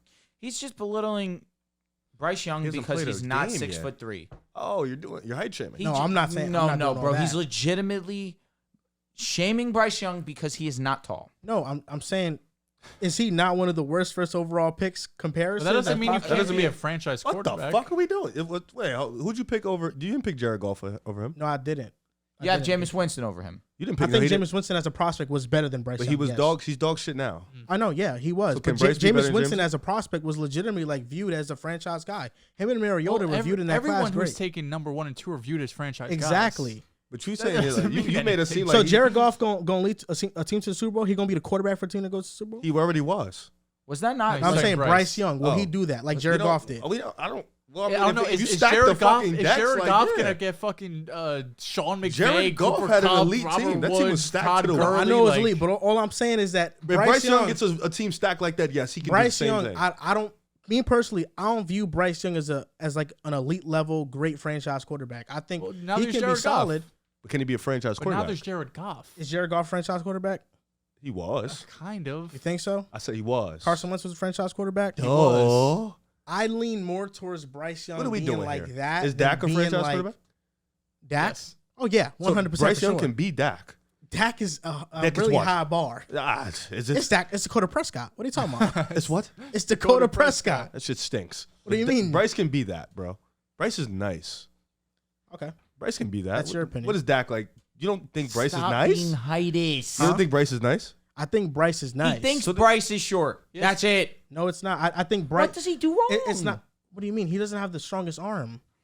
He struggles outside of numbers. Question: did Dak have the on, strongest bro. arm coming out of college? He has a I'm stronger asking. arm than Bryce Young. I didn't ask you that. I said, did Dak have a strong arm coming out of college? Yes, Dak Prescott was a good quarterback prospect. The reason why he Well, flipped, Bryce he was slipped, an amazing quarterback. Bryce, prospect. Bryce has enough I know, arm strength but to the be fine reason in why the NFL. Dak slipped in the draft was because of like legal issues and shit, like shit that went behind the scenes, that stuff they found very long ago. It was like personality related, really. Bryce has enough arm strength. I'm not going into this Does he year. not have average arm strength in the NFL though? He probably does, but he has elite mobility, elite escapability. Elite mobility. Yes. Yes. Elite mobility. Yes. Like elite mobility is as a Lamar. as a Just get prospect, Murray. as a That's- no, that's prospect, as a escapability. prospect, he has elite Escapability and escapability. yes. As a prospect, elite yes. escapability is Josh Allen. It's Joe Burrow. It's Mahomes. That's elite. He does not I'm have saying, that. I'm saying, as As a a prospect, prospect. he has elite escapability. Of course, he's You're not losing me, fucking buddy. Mahomes. Oh, he's not Mahomes. He's not Exactly, Joe bro. Burrow. Nobody- He nobody doesn't is have Josh Kyler Allen Murray Mahomes. escapability. Well, Kyler's one on No, one. Different speed. He's not. Kyler's one But on as So a one. you prospect, saying- he's so- elite. No, we're talking about a prospect. I don't even Getting think. out of the pocket. I mean, is Joe Burrow this elite rusher? Man, you got to go back and watch some Bryce Young tape, bro. Joe Burrow's not an elite rusher, but his pocket presence and escapability is elite. So Bryce Young, Bryce that Young's not on is that level. That's right. unbelievable. Bryce Watch, Young is watch, very watch shifty Joe in the Burrow, pocket, bro. even at LSU, all the plays he was course. creating was outside the Course. pocket. Joe Burrow was so the is wrong- Bryce Young. So is Bryce. There's a reason why I hesitated on the Joe Burrow and Bryce Young. I'm looking at Bryce Young. I think the lack of Why do you go number one Athletic- overall? Listen, he went number 1 overall because they didn't believe they could develop Anthony Richardson properly. Is that what it is? I think Anthony Frank Richardson. Reich, you don't think that they could have developed Anthony Richardson, him I think, will be a better quarterback than Bryce Young. But that's not. There's nothing like wrong that. with that. I think love Anthony CJ. I think Bryce Young will be the worst of CJ Stroud and But Anthony there's Richardson. nothing wrong with that. CJ and They're all AR have great. insane potential. If you're the first overall pick, there's something wrong with that. No, not if you're the first necessarily. overall pick, you should be number 1. No, because the guys behind you But were if fucking your amazing. other guys go 2 and 4, it's like AR you're was all getting right talks there. about going 1. He Same with was. CJ. They were So all Bryce getting Young talks. wasn't even a sure number 1 pick. He's Baker wasn't. Mayfield. as the Carolina first went pick. from 9 to 1. They thought that man was so amazing that they were like, They nah, gave we up 2 gotta get him. first, second DJ Moore to get him. They That's a needed lot. to do something. They needed to make a move. They could have That's went the up. move they made. They could have picked they anybody else. They picked They literally Bryce at could've 1. picked Listen, they picked him. They could have picked CJ. They could have picked pick. AR and said Frank is here. That was a But safe They pick. could have picked Safe. Will Levis. That was a safe pick. Safe. All I'm saying is that Bryce Young, I think his NFL arm strength is average. I do. I think his athleticism for an NFL quarterback is average. Does Jared Goff have elite arm strength? No, Okay. but I don't think So Jared Super Goff Bowl. is a greater elite But quarterback. you're just telling me He how went he to the goes to the Super Bowl. He like this and that. because Franchise quarterback gets a I never said contract. Jared Goff was a franchise quarterback. I said, But you're asking me if Bryce Young goes Super Bowl. how confident am I in Bryce Young being a no-brainer franchise quarterback? Like, not no teetering, not no. Once we pay you, we'll regret So it. if he's like it's like 60%. So if he's for a me. top 13 quarterback in the league, that's bad. That's what Drew said. Top 14. I said, yeah, That's I'm valid. very confident. Is that he not could be valid? Top 14. I think that's valid. So then what's Will the he issue? be? We don't know. You don't think he can be a don't know. top? You don't think he can be a top 14 quarterback in the NFL? I Do you don't think? think- I'm sorry, not to cut you off, but is your biggest, like flaw about Bryce's game his arm strength? Is that like the number one thing? This is what I'm most worried about. The biggest flaw is arm strength and throwing outside the numbers. Even at Alabama, he was great in between the numbers, but outside the numbers, his completion percentage over expectation was below average, painfully below average.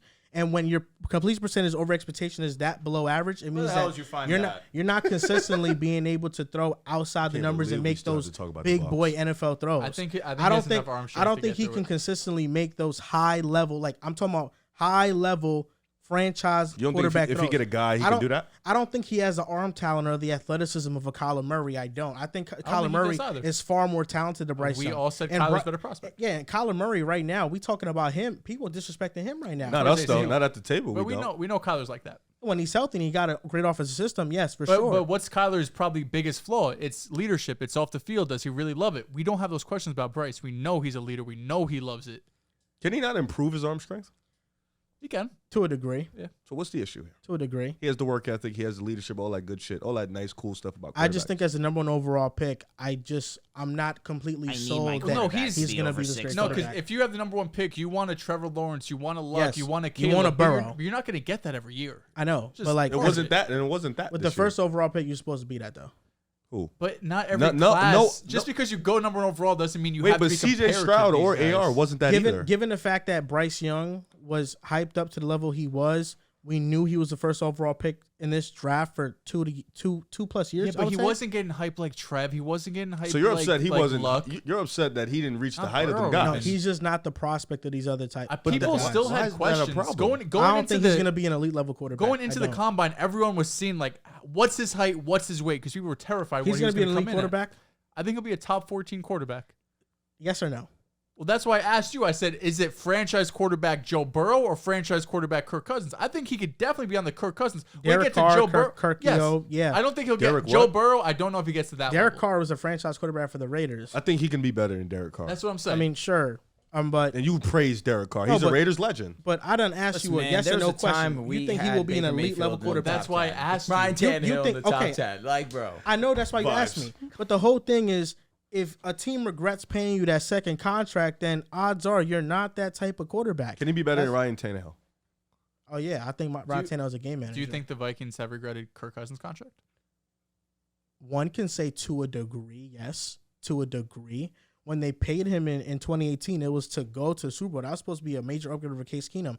He's brought them stability at the quarterback position, but I think every Vikings fan out there knows that, Kirk Cousins, we appreciate what he's done, but he's not the franchise guy, and we got to go get that It's guy. hard to come out after last season with the way that Kirk Cousins played and how poor the defense played that I feel like Viking fans can't say that right now. Vikings fans, I think, are waiting for the day where they're getting a top pick and drafting a legitimate Are franchise Vikings guy. fans saying right now Kirk Cousins is the reason why we didn't go deep into the playoffs no. last year? Kyle loves Kirk Cousins. He's been fucking telling me Kirk Cousins MVP constantly. To No, be but that's honest the with thing. you, Kirk Cousins was all world against the Giants. I don't think perfect. I don't think Vikings fans blame Kirk Cousins. I don't. I think they love Kirk Cousins. Some people definitely rag on Kirk a little bit too much, but I think Vikings fans also understand that in order to win, we need a guy a little better than this. And that's the truth of it. I love Kirk Cousins, but that's the truth about those guys. If you hold Daniel Jones less than 350 yards on fucking like 70% completion, you probably win the game. Yeah, it don't matter. Daniel but Jones. If Daniel Jones. Some guys if the Vikings win, they lose to the Eagles. Unless you have the Eagles Because defense, why? of The course, Eagles yeah. got the roster, but they also got the guy in Jalen Hurts who proved himself as that. So for me, I'm just saying with Kirk Cousins, I respect Kirk Cousins. He's one of my favorite quarterbacks in the league, but he's not this, without a doubt, I close my eyes franchise quarterback. He's not. Well, yeah, And- I'm with you. And if Bryce Young as a first overall pick is not that, then it is underwhelming. I think Bryce Young should be better than Kirk Cousins. But I think How do you're you see getting it? the first overall pick kind of misconstrued because not all first round picks are alike. Like Trevor Lawrence is not like Bryce Young. Caleb Williams is not like I was Baker going to say, Mayfield. and there's a reason why you didn't even mention Trevor Lawrence and or Andrew Luck, because you know that.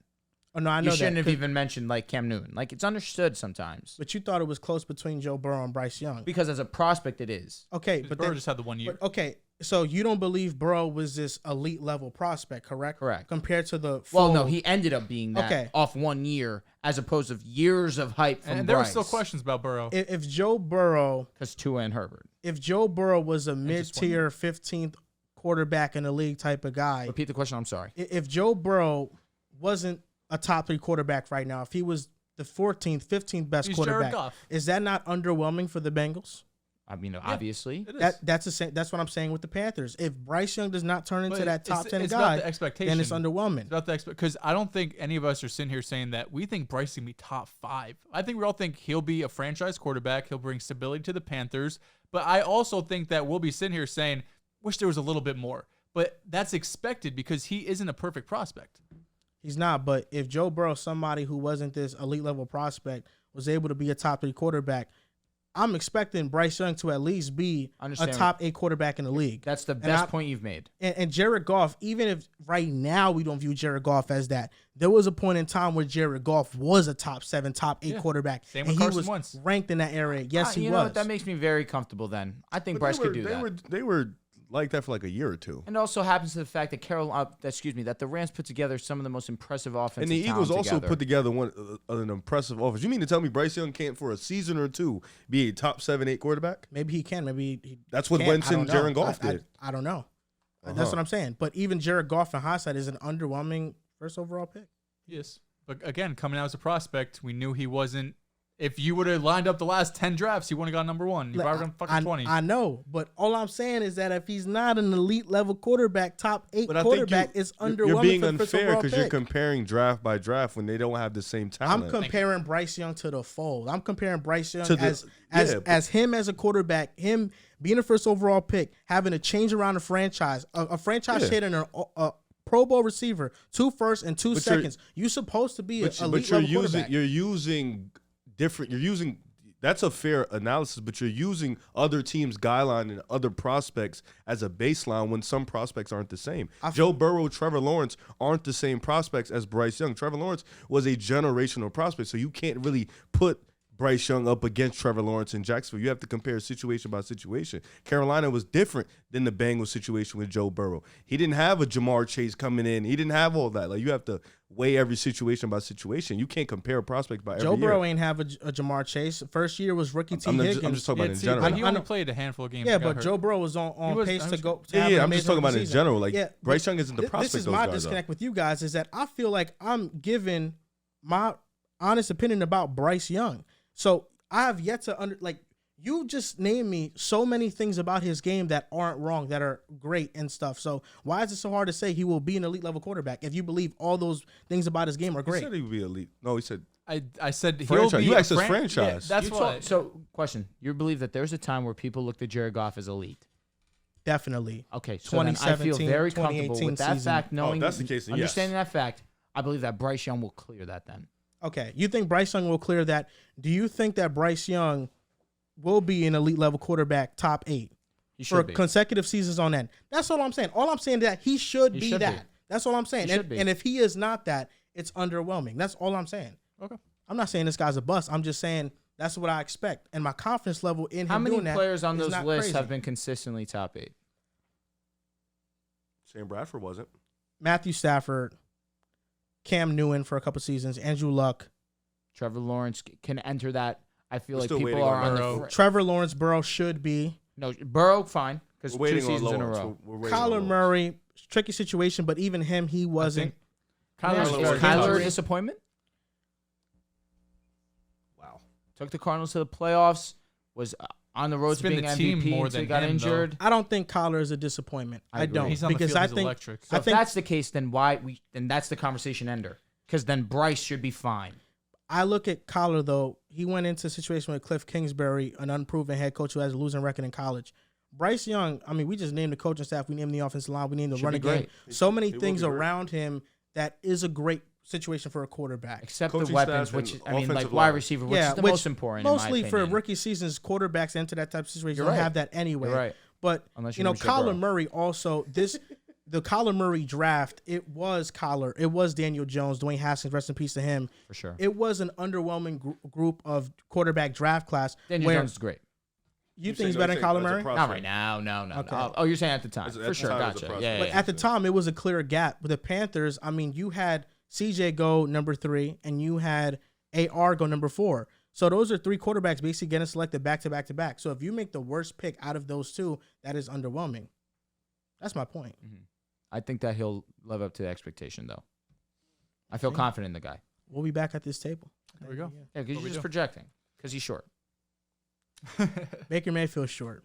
And he He's sucks. ass. And I like Baker for a time, He's for a legit point in time. dog shit. No, I know he's bad. Contrast- That was outperforming last. him. You loved him. It was last year, by the way. No, yeah, I know. No, that was like 5-6 months ago. Listen, Very recent. I think Baker Mayfield ruined his career. Oh, he did. Didn't I do. This is nuts. You go from the Browns. When he got to the situation, it was piss poor, and he got them out the mud. So respect to Baker for doing that. Then you had to suffer through Freddie Kitchens. Kevin Stefanski comes in, wins Coach of the Year. You lead the Browns to the playoffs, and their first playoff win in 22 years, I He believe. choked. Baker Mayfield deserves respect for what he did for the Browns. But when they got Deshaun Watson, you go to the Panthers, bad situation, bad head coach. You don't play well there. We all knew it was a bad situation, although I was holding out hope because the roster was actually decent. And now you go to the Buccaneers. Bad head coach in Todd Bowles, horrible offensive line, no running game. Baker has already shown he cannot succeed even if he has elite receiving weapons. So Mike Evans, Chris Godwin being there does nothing for me.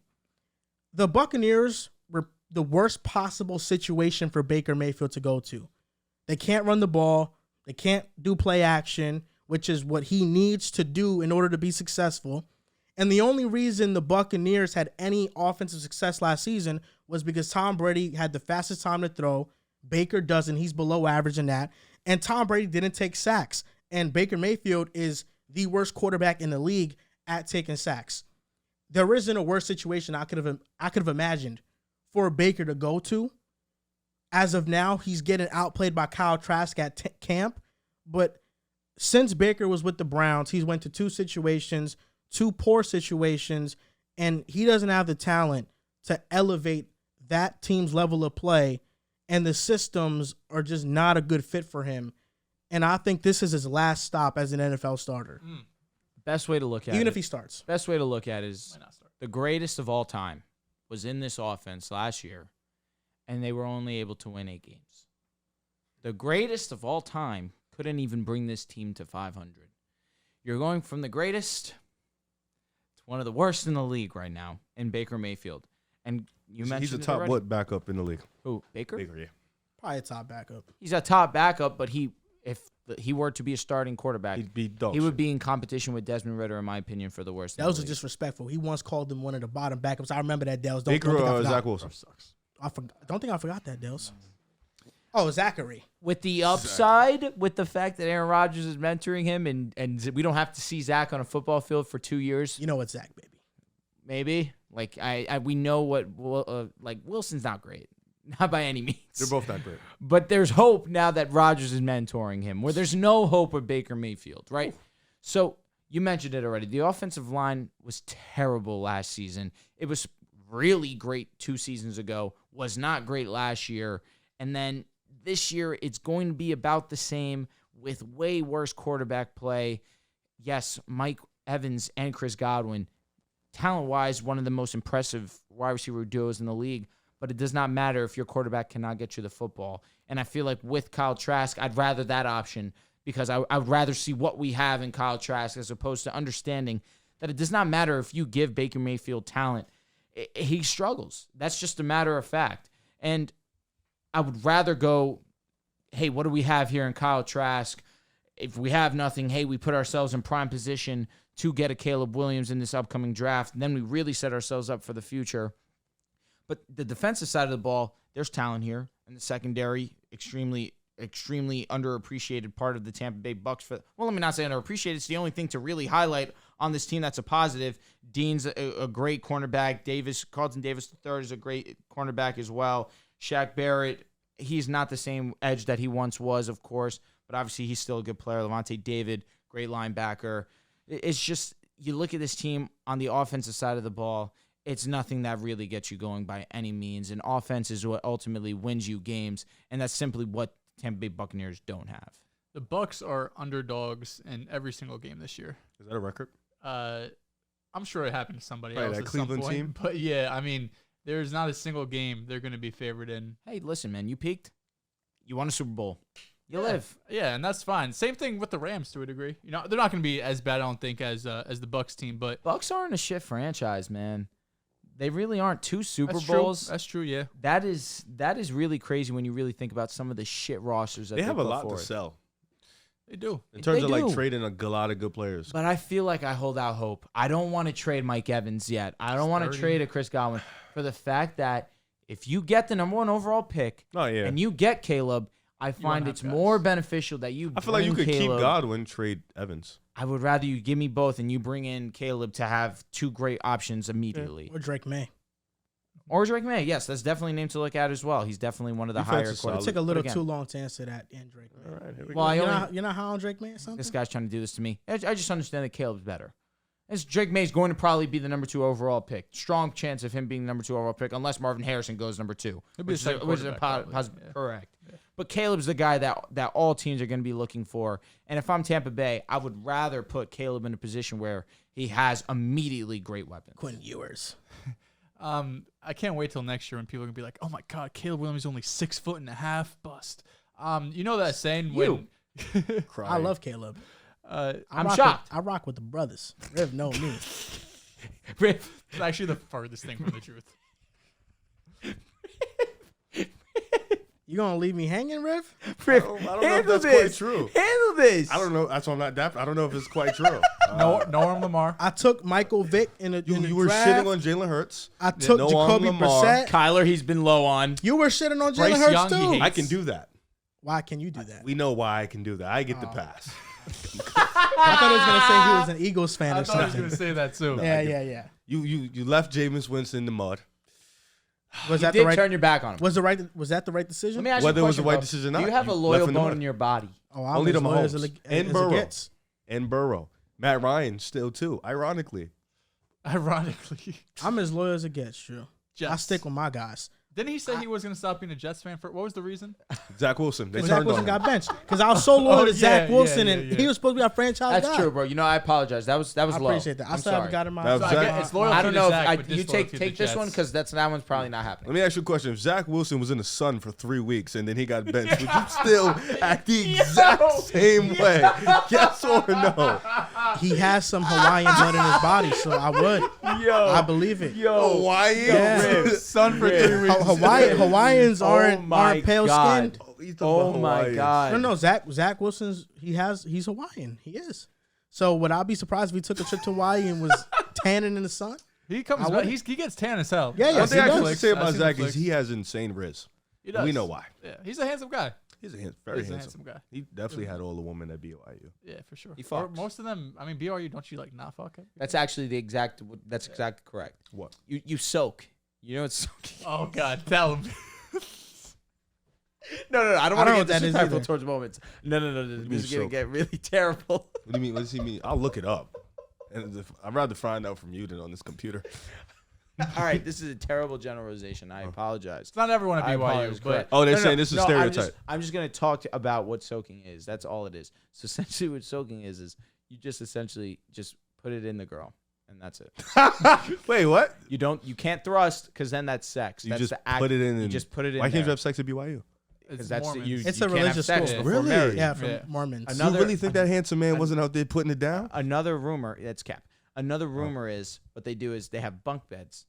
And so they do soaking, but there's a friend underneath the bunk bed that's just kind of like pushing the bed. They're bending the rules so crazy, bro. They're trying to get past really Yeah. bad. Just at that point, just cheat the rules. I think, yeah, bro. Like, just come on. No, like, what I'm wondering is how Drew knows this information. Nah, I've heard about this What do too. you mean? Yeah. I don't know where I heard it, but I've heard about this. Where'd course you you hear did. it from? I have no clue. Where did The you hear it internet from? somewhere. Facts, internet. Internet somewhere. I've never seen it. No, I've never seen any type of content like this is what this Also, is. I have a great friend who So is Jimmer also Fredette Mormon. was out there soaking. That's a rumor. Yeah, Tyler. Shout out to Tyler. Yeah, he definitely Tyler has Sanchez? enlightened me. Yes. He went to BYU. Well, no, he's Mormon. He's Mormon. A Mormon gonna friend actually- wait, explains the reason. Wait, Mormons can't have sex. Well, according to the religion, you're not supposed to have sex until marriage. Mormons I'm can gonna- have 2 wives. I'm gonna ask him when I see him the next time. Like, what do you and your girl do? Soak? I'm gonna ask him that. Oh, I can't wait. I think Tyler does not care about the rules. However, there are some Mormons that do. Makes sense. And by some, I mean, of course, people that respect, what's going on. I'm religion not or saying that whatever. all Mormons don't respect, just some more than others. I'm treading on dangerous Nice. waters. But yes, that's what You learn events something occur. new every day. You sure do. You Soaking really do. sounds. What do you mean? I put it in, do nothing. Boy, I can't hold Bro, myself that much. bro, you never finished and you just chill there? Dog, yeah, that's after I done thrusted multiple times. I can't just go and put it in and sit there. I'm too horny for that, dog. Nah, bro. I can't do it. Nah, Riff gets busy, yeah. Yeah. Whoa. Now he's back. I had to get it somehow. He had to. That's a big brain play. Holy shit. How would you know? What was that? Listen, when you got some type of brotherhood brewing, you kind of know. You guys are real You just tight. know. You guys are real tight. You just know. That was just crazy. Yeah. I got- know what Dehls, y'all- I know- Dehls I know- is freaky. You I guys know know what y'all I- up to. You guys know I get busy. I know what y'all. Yeah. Yeah. I get busy in the Bro's, sheets, bro's man. just the one, you know what I mean? Floor above me. Know what I You mean? be hearing me? No. Oh. We're actually nowhere close to each other. You wish? Yeah. Actually, no, we're actually not. Yeah, no. Yeah. That's all right, man. You would have heard me. I believe it. The other day, we was having some time, man. Put the shower on, went to work. After Jamaica. For sure. After Jamaica, she got active. Yeah. You better hope your grandma not watching this. She don't watch us. She definitely ain't getting past this Not mark. 2 hours, 50 minutes. So we're at the 2-hour 55-minute This is for the mark. real fit. Nah, yeah, my girl, she came back from Jamaica. She had something was wrong with her down low, and she was just really, really horny. She's like, I'm wet, I'm really horny. So I was like, all right. This guy's a sick fuck, man. Ain't nothing wrong with that. Yeah, so I one night we was channeling, I ate her out, and it was just mad goo in my mouth. Like she's just coming all in my mouth, and I was just like, It was viral? viral. For sure. I was like, she's like, Riff, you've never done it like that before. I'm like, I'm locked in right now. I'm in my It's zone. been 2 weeks since you've seen her. No, facts. It's been a minute, dog. So I had to go in there and put Payton down. All right, I think, we can get past the Bucks segment. I think we said yeah. we need to say on this. Cook. This is Yeah, hilarious. It's think- we, It's always we, that one we team honestly a just year violated the Bucks. We gave them he had a little monologue. I don't know. Hey, It's you always went. that one team we just breeze past and they get Yeah. mad. Like, you'll see. We're going to win more than what you Are expected. we? Can the Bucks be this year Seahawks? No Oh, shot. God. Somebody was mad at me because, when Kalijah Cansey went down, I was, one of the few bright spots on the team. I was really looking forward to this. And somebody's like, we have Devin White. We have Levante David. We have Mike Evans. We have Chris Godwin. What are you talking about? I'm like, yeah, but we know what those players are. Like, I got you. I want to see Kalijah. Can you believe Devin White is so mid now? Actually had his best season last year. Was it? I mean, bro, he graded out horrendously. Yeah. PFF grades, I don't know. They're hit or miss. I was I'll be going to say honest. facts because they were not kind to Brian Burns either. Yeah, they're definitely hit or miss. Dehls knows the process of how they do their grading. Not How really. do they Oh, you don't? His grading year to year. I did games for them. Oh, okay. Yeah. Overall, 51.9 year 1, 48.1, 35.1, 43.7. This is like defense grades? Yeah, just his overall defensive grade, yeah. Year to So year. basically, like how PFF grades stuff is that they have an intern sitting down watching games. It's not even people that like really watch football like that. It's just interns that sit down, watch games, and they go play by play and grade it like on a number scale. So like Mike Evans, let's say, you know, he has a route and he gets, let's say he doesn't catch the ball or whatever. Oh, that's a 2. That's a this. That's a that. Like, so what I'm saying is that the people that are doing these grades don't understand the assignments of each player. They kind of just give a score without knowing like what's happening for real. So then you come out with like a lot of different grades. That's why for defensive linemen and offensive linemen, it's pretty reliable. But for the positions where you need to know what's going on, it's unreliable. It becomes unreliable. Are you guys excited at all for Kyle Trask? No. I am because it's been years in the making. Okay. Nuts. All right. Have you been a Kyle Trask guy for a while? No. Oh. Just the fact that, hey, we got Kyle Trask underneath Brady. It's who knows? Heard that with Ryan Mallett and Jimmy I Garoppolo. am excited to see whose bracket Tampa fucks up at the end of the year. Like who needs a win and they play Who would Tampa. they beat week 18? Yeah, they need a win and Tampa's just like, nah, we're just gonna beat you guys. Offensive line sucks. Running game sucks. Week 2 good 18. receivers. They play Coaching Panthers. staff's underwhelming. Defense is It'd be painful if it's nothing about this team that I like. I'll be honest. NFC South predictions. Number 1, I have the Atlanta Falcons at 9-8. Then the Saints at 8-9. 1 game difference. The Panthers at 7-10. And the Buccaneers, I might be a little bit too generous. I got them at 5-12. I think that's a little bit too generous. That is generous. That is generous. In first place for me, I have the New Orleans Saints finishing a 9-8 record. In second place, very close behind, the Atlanta Falcons at 8-9. This division honestly could go either way. I just slightly lean New Orleans. In third place, I do have the Carolina Panthers, 6-11, 7-10. I lean 7-10. And then in last place, fighting for the number 1 overall pick, fighting for Caleb, it's going to be the Tampa Bay Buccaneers with around 2-3 wins. So, my winner of this division, I got the Panthers at 9-8. Coming in second, I got the Falcons at 8-9. Coming in third, I got the Saints at 7-10. And I have the Bucs winning 3 games and losing 14. Respectable. Falcons 9-8, Saints 8-9, Panthers 6-11, Bucks 3-14. You had to do it that fast? Yes. Couldn't add no flash? Nope. From there? Nope. You're done. We're in and we're out. Wow, This guy's just vanilla. like the soaking. This guy's vanilla. No, you're not in, you're out. You're just in. Oh, just you're in. You're in. You don't go out. So when do you ever come out? You just kind of just like chill there for a few, and then I don't think you ejaculate, because if you ejaculate, like, that's when you're cooked. I put it in, I just stare at her with my thing in her. Kind of just sit there. I mean, I'm sure she's enjoying it too. She's a Mormon. She probably never experienced that Probably either. a sacred experience for them. That's kind of sick. All right, whatever floats their boat. I'm gonna try that, bro. I'm gonna let you know. I should go try it tonight. I'm actually going to try it tonight. I'm just going to You sit should there. try it and like not say that you're gonna try. I'm it. not. Just I'm- look I'm- at the reaction. I'm just going to go in, put it in, just sit. But what if it costs you? She's like, Riv. She's going to be like, God. what are you doing? I know she is. I'm just going to be like, I'm soaking. That's exactly how. Watch. I'm soaking. Let me know how that goes, bro. Got you. I'm honestly, yeah. I'm glad you're the one. I'll taking it genuinely for- text you guys like, she didn't like the soaking. It's not, Are you just gonna go into it with the idea that she's not gonna fuck with it? yes. Okay. Because if she does, that's really, really weird. I'm waiting on the "it was better than I expected" text. If I do that, I might not text you guys if it was better than I expected. I'll be honest. If I like it, I gonna be won't a new text Nah, pick bro, for you you? should, bro. I would love to know if you enjoyed it or not. I wouldn't want to tell people I enjoy soaking. Why? Why? It's just weird to me. Sitting But there. listen, it could We don't be- kink shame. We don't, especially Really? with this guy. Oh, yeah, you're right. You are a sick bastard. Yeah, I'm going to do it tonight, actually. Nice. We're gonna end off this show by building the best team using only NFC South players. Okay. Using only NFC South players, we're gonna try and build the best team possible. Let's do Let's it. start off with the offense. Okay. Who we going with? Quarterback. I feel like the safe answer will be Derek Carr. Can we have some Give me fun? the upside. From excitement, Bryce. Give me Bryce Young. Or Give Kyle me Trask. Bryce. No. Oh no. I throw up. Let's go with Bryce Young. I like Bryce Young. All right, love this. At running back, Bijan. Bijan Robinson. Not close. Wide receiver, Chris Olave is the first pick off the board Olave. for me. Okay. Yes. All right. I feel Mike like we Evans have at to 2? respect Mike. Mike Evans. Mike Doing three Evans is the receivers? second pick. Yeah, 3 receivers. I think Drake. Probably Drake. Godwin? I like Or Godwin. It's Godwin Or MT. or Drake. Oh, no. MT way. MT's third, unfortunately gets for left sure. out of this conversation because you can't rely on him. You know what? Let's go upside. Let's go Drake. let's do it. So we So got. who's going for Drake London? Chris Godwin or Mike Evans? Chris Godwin gone. Okay. So what we got? Olave, Olave, Mike Olave, Evans, and Drake Drake London. London. I love that section. Tight end, Kyle Pitts. Kyle Kyle Pitts easily. And which offensive line are we going with? Definitely Atlanta. Carolina. Panther. Atlanta. I think I like Atlanta. Atlanta. You're right, Payne. It's Atlanta Or or Panthers. Carolina's. We can have you guys. Whatever. Because you have B. John. I like Carolina's offensive line better. Yeah. I don't feel strongly. I don't either. I'll have either. Ike Ekwonu. Taylor Morton.